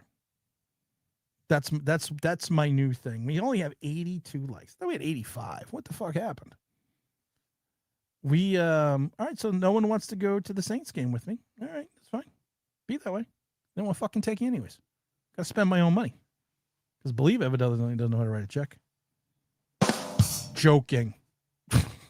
Joking. We love Bleav. They sent me a flag. And I just love it because I always think of every time I look at the flag I think of Rocky. I think of when Apollo comes into the ring and he's dressed up in his garb and Rocky looks at him and goes, "He looks like a big flag." Every time I see that flag I think of Rocky. I don't know why. And I'm gonna take the flag with me and hang it up somewhere. I might just hang it up on the car and drive around the parking lot. What are we? What is this? Joe, we good. I apologize. I was too caffeinated at the time. No, here's the other thing, Pete. Joe's got it right. Joe Ferry's got it right. No apologies. We're in a YouTube chat. I respect. No apology. You don't need to. Pete, I'm going to teach you something because you're new to the channel. I'm going to teach you something, Pete. We try to get out every single comment. We don't ask for super chats. And when we do give the super chats, we give them to charity. We don't ask for them. We don't ask for them. And when I try to literally, like today, I'm way behind.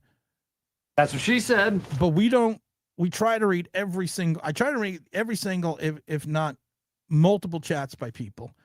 And that's what we do here. And you can have your opinion, just have your opinion backed in facts. Don't be like William, who got banned for 5 minutes. And when you get banned on this show, you don't get banned forever. You get kicked out for 5 minutes and then you're allowed to come back. And there have been plenty of people. Joe Ferry's was one of them. We've had plenty of people that hated me on this show, but then they come back, and that's okay because we respect all opinions. Just like Joe Ferry says, we respect all Giant fans' opinions as long as your opinions are asphyxiated and caffeinated in Giant logic or Giant fact. So you never have to apologize here.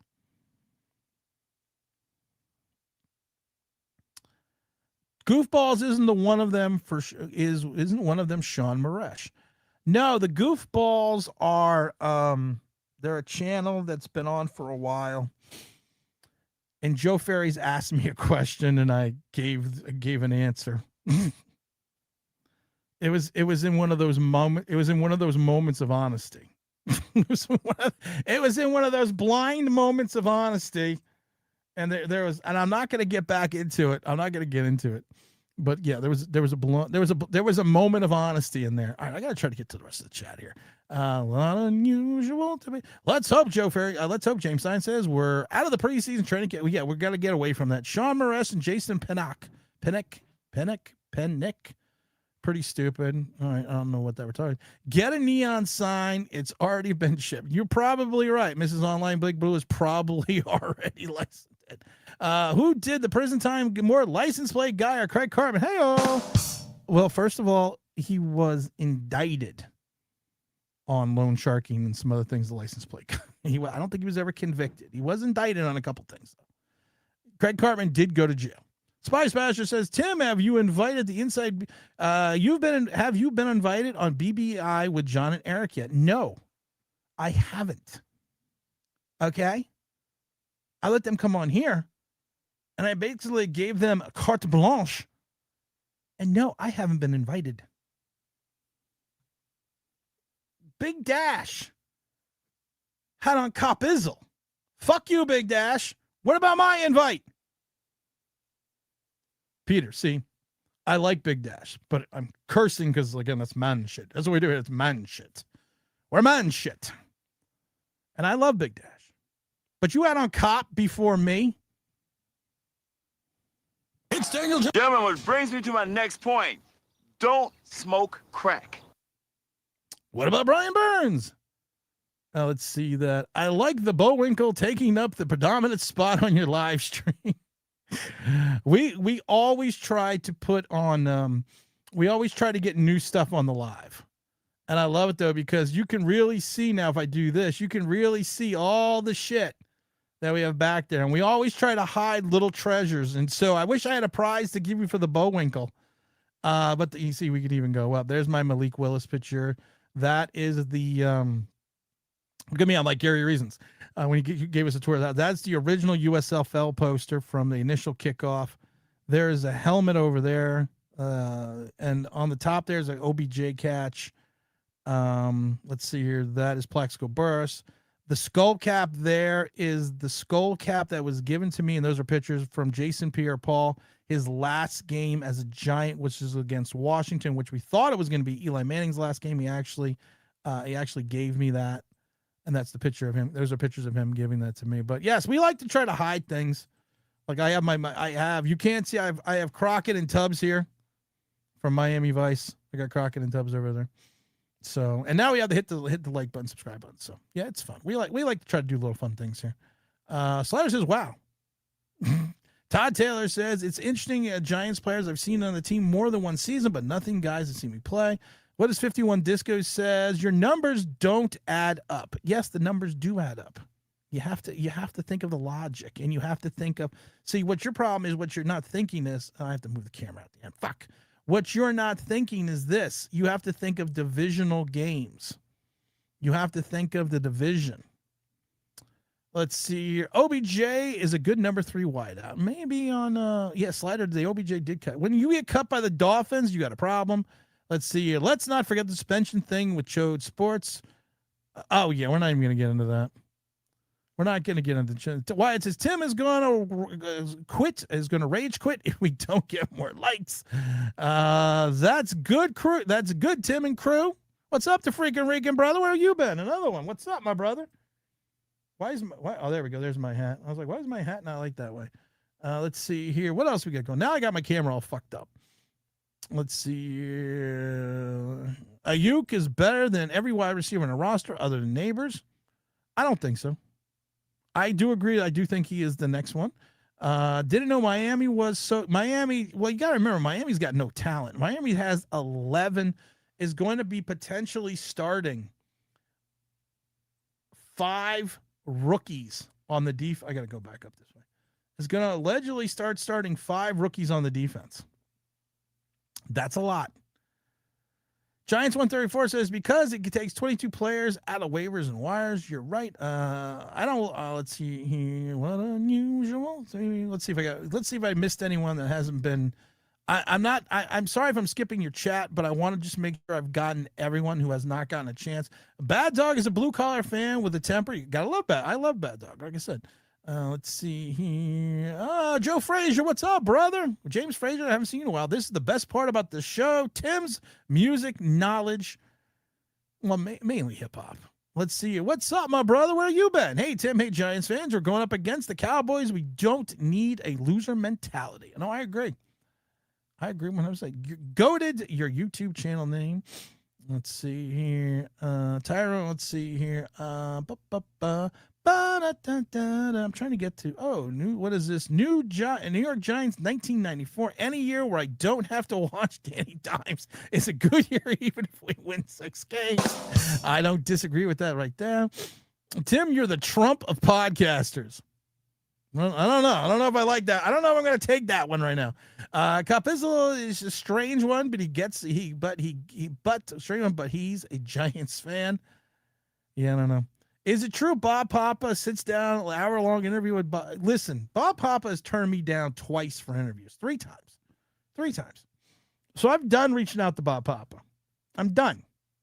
And when this show is listen, we've hit 4 million downloads, 4 million views on YouTube.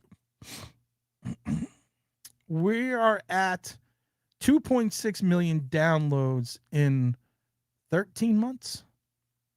13 or 14 in June. June was my first end of June was my first year on Bleav, first full year, and we had over 2 million downloads. We're already at 2.6 million downloads this year.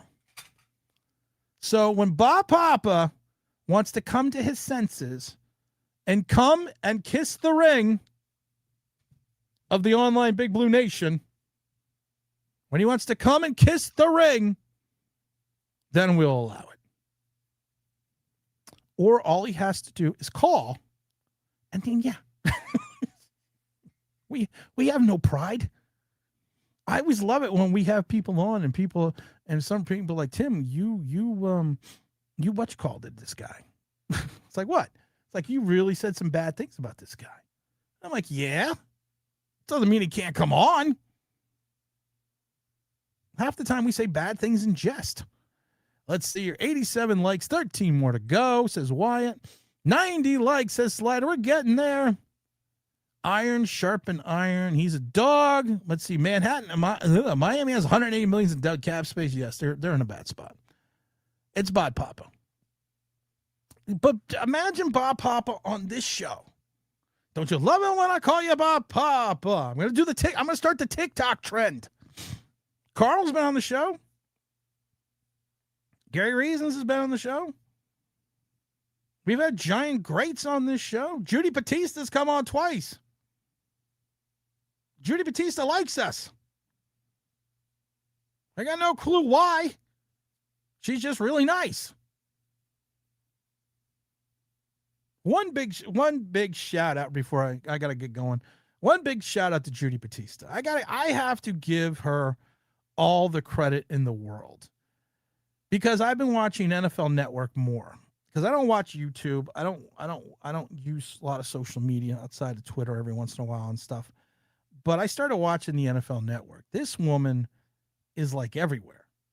This woman knows a little bit of everything about every single team, and her knowledge, and you go watch, oh, fuck. I forgot the Sean Salisbury thing. Fuck. Oh, here's the Sean Salisbury thing. I took the Sean Salisbury thing, and we recorded that in Miami. But here we go. I'm gonna put up the Sean Salisbury. Here's the Sean Salisbury interview that tells you all about Jackson Dart and what he needs to do to be a better quarterback. Sean Salisbury, people forget, was a CFL Grey Cup champion winner. You know, also played with the Minnesota Vikings and a few other teams. But he does a great breakdown. So I put the link in the chat. But just going back to Judy Batista, I mean, she knows so much about football. It's amazing to me. It's amazing. You have like Fangirl,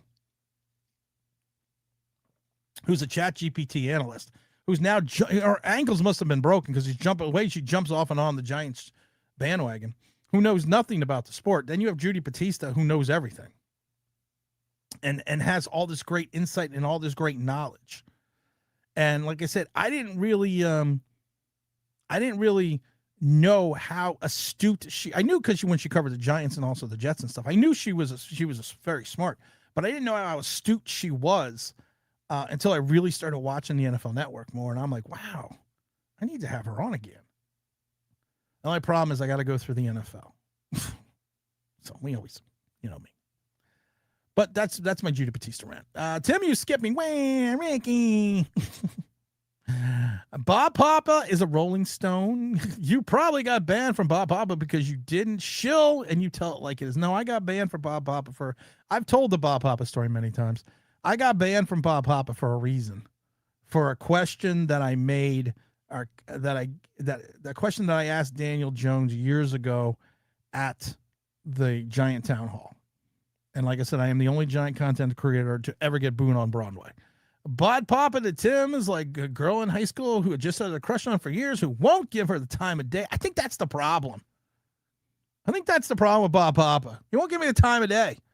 If he would tell me, you know what? If he would just man up and tell me to fuck off, I would respect that. And you're right. It's like a woman. I'd probably want it more. Let's see here. Tim, make Bob Pop an offer he can't refuse. Yeah, you saw what happened to McLovin. I'm just joking. Tim, do you think? No, I don't think Jeff is going to be our number 3 quarterback. NY says Bob Pop is too busy with Carl Banks. He's locked to his ring like a human centipede, probably even hitting him in the infamous double reach arounds. Listen, no, because they work together and they do Bleav show, so I can never say anything bad about that. What happens first? Win the Super Bowl or Bob Papa comes on the show? Yeah, I don't know. Bobby Skinner played college football. Yeah, I know. I told you I don't have a disrespect for Bobby Skinner because he played the game. The co-host of that show, and I don't know the name. I can't remember the name of the show. For Bobby Skinner, I don't remember his co-host's name, but we follow each other on X, and I've chatted with him, not individually like DM, but I've chatted with him on certain comments and things. So, like I said, I don't have a problem. I don't have a problem with Bobby Skinner. Bobby Skinner played the game. Listen, you know what? And I keep saying that is the thing that I agree with them. This is the one thing that I always agree with players like that. If you have been a player, if you played the game, even in high school, and you go to the next level, you understand the game. And like I said, I respect Bobby Skinner for the fact that he's played the game and he gets the game. You have a lot of guys, like I said, you got a lot of content creators out there who probably don't even know where a jockstrap goes. You're probably looking at 16 candles and they're putting it on their fucking heads, shooting ray guns. Bobby Skinner gets it. He's played the game. I don't have to agree with his opinions because I have my own opinions of my own, and he has his own opinions of his own. But he gets it. Because he's played the game, and I respect that. You got people like Craig Carton and Sean, whatever his name was, and Justin, whatever his name is, who never probably even sniffed a football field. Never felt what it was like to have your face jammed into the turf in that face mask, on top of the pile with 11 other guys on top of you, not being able to breathe, hoping to God that you're ever going to see the light of day again. And they're giving you opinions on players that when they know nothing about the game. It's the same thing with excellent. You're in fucking Texas.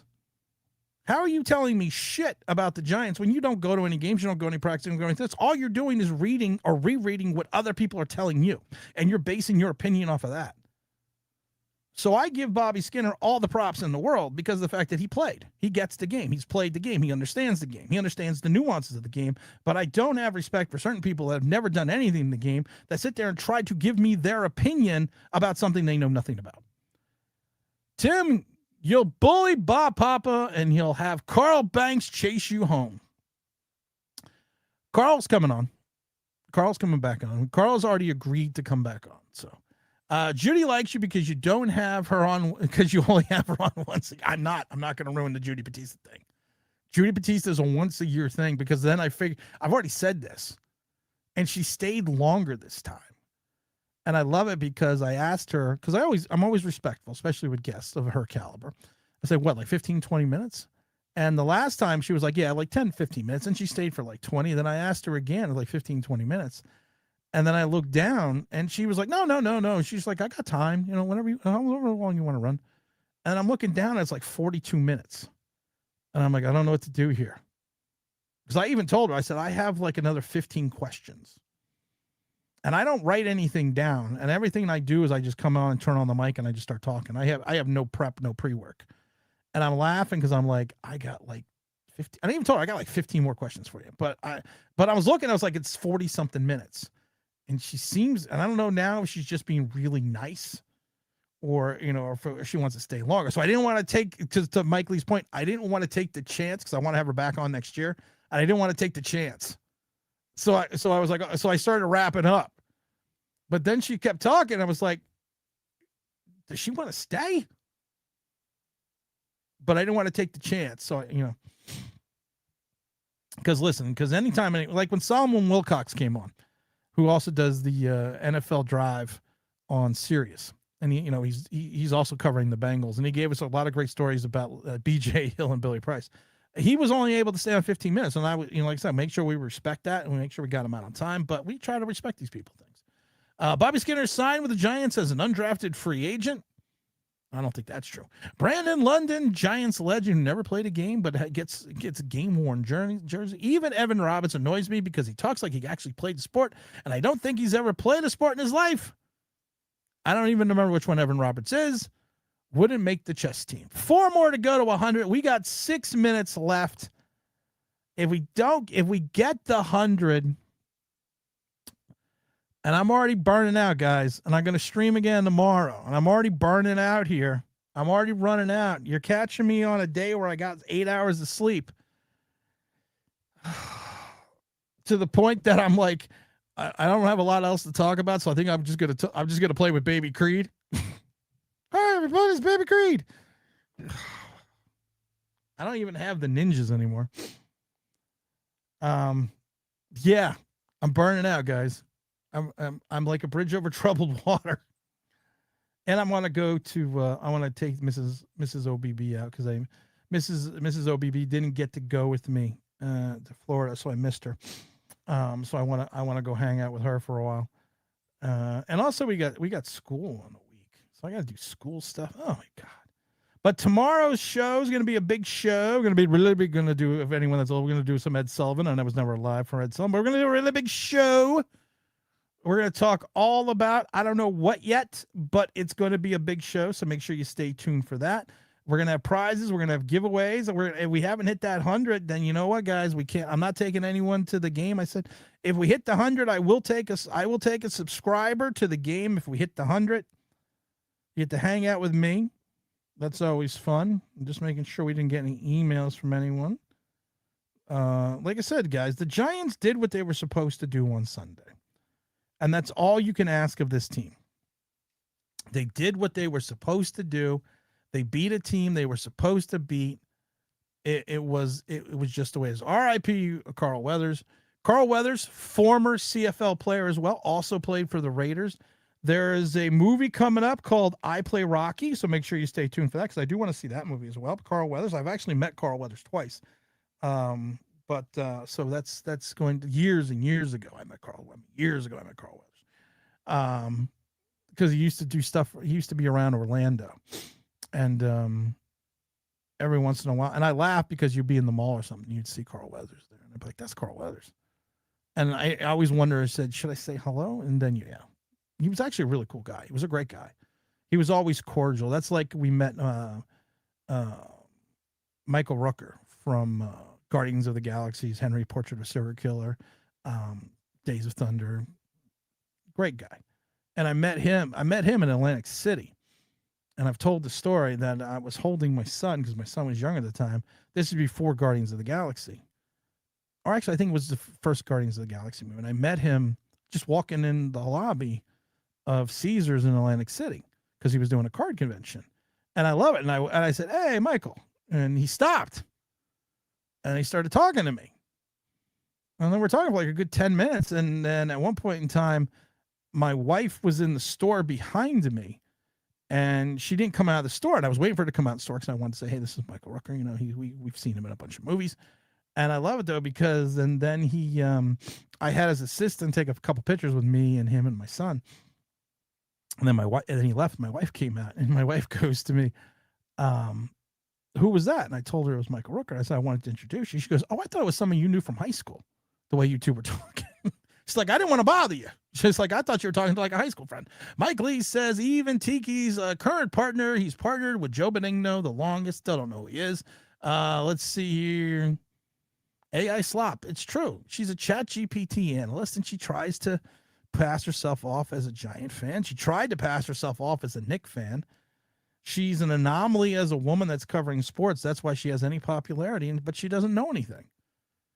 And it's sad because you have people that are trailblazers like Judy Battista who knows so much, and then you have people like this that basically ride on the coattails of this, and they don't know anything about the sport when she does. When Judy Battista does. Yeah, she has a niche being a woman covering the Giants. That's her niche. That literally is her niche. That's like, what's her name? The blonde that used to cover the Giants that now works for the network. Carl Weathers was cool. Yeah, Caesars and AC. Don't miss those days. I do miss those days. All right, we got 1 minute away. Where are we at on the likes, guys? Because I got to go out because I'm going to go hang out with the wife. But we're having such a good time today, having such a good audience today. I appreciate everyone that's been hanging out. We're going to do a stream mañana. So make sure you stay tuned for that. It's going to be, I think we're going to go back to the 11:30 hour. I haven't decided. It's either going to be 11:30 or noon. I got to figure it out with school starting soon. I got to stop the shaking with the camera because of the fact that, like I said, this is all new, but I kind of do like the setup because you get to see more. 97 likes says Wyatt. Oh, well, you know what? So close to 100, Slider. We didn't hit 100.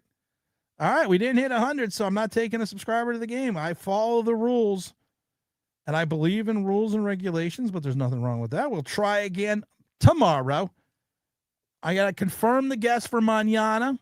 I want a free beer. Hit that like button. I'm gonna confirm the guest for tomorrow. I want to thank everyone that's watched and stayed on as long as they have. This was a great show. This was a great opportunity. It was a lot of fun today. We're gonna, like I said, the Giants are headed on the right track and the right direction. So I want to make sure you stay tuned for that. I love this right now. The unpopular. We got what is this? Some guy NWG22. The unpopular opinion. Giants conversation. Giants crush the Dolphins. Roster bubble. I find it funny that my thing is how good are the Giants plus a roster bubble player. That's okay. I don't want to be a player no more. I don't want to be a player. I just crush a lot. Thank you, Joseph Clark, for liking and following and subscribing to the show. And he's also a big Kurt Russell fan. And maybe we'll have a guest on that's going to be fun. I haven't decided yet, but we're going to do that. This is Tim. All right, Greg says, thanks, Tim. See y'all later. Go Giants. It's Tim, this New York Giants Straight Talk, brought to you by the mighty FanDuel. It's FanDuel.com, the #1 sportsbook in America. We will see everyone tomorrow. And I'm out of here. Oh, 99 likes, 99 bottles of beer on the wall, 99 bottles of beer. I'll give you one more minute, and if we don't fall, then no one's going to the game with me with it all. I'm going to give you one more minute. I'm going to give you one. You got 16 seconds. And that's 16 seconds more than I need. That's what she said. Oh, I'm not a player. I just crush a lot. That's big pun. Yes, I love big pun. 100 likes. We are 2 minutes over where we're supposed to be. All right. I am going to take one subscriber to that game. What did I say? The Saints game? Okay. I'm going to take one subscriber to the Saints game. Maybe what we will do is every time we hit 100 likes before the show ends, I will take a subscriber to one of the home games, and we will do that for every home game. Not counting the Dallas game because I can't because this ticket's already given away for us. So I'm going to mark it down in the OBB anacles of writing things down. Here we go. I'll write it down. I'm lying. It's a straw. I was lying. I don't write anything down. But I'm going to remember. I'll text it to myself. Here we go. I'm going to text it to myself. That I can do. I don't want to be a player no more. I'm not a player. I'll just crush a lot. What do we say? Saints game. And we will do this giveaway. In the next couple of weeks. And it's probably going to be a giveaway like 101. It's going to probably be a giveaway like we did last time with WK. I give WK all the credit in the world. Because all he did was bug me enough till I said yes. I'm just like, fuck it, take him. Take the damn tickets. And then he turns out to be the greatest guy in the world. No, I'm just joking. I love WK. And thank you again for the rum. Haven't had any yet, but I will have some soon. But Mike Lee says, you're too nice. You should stick to the rules. You know what? I've never heard anyone say that, Mike Lee. so that's where people are hitting the like button because you're leaving. That's what I was thinking as well. All right. This is Tim's New Giants Straight Talk, brought to you by the mighty FanDuel. It's FanDuel.com, #1 sportsbook in America. See everyone tomorrow. And I'm out. That motherfucker must have lost his goddamn mind.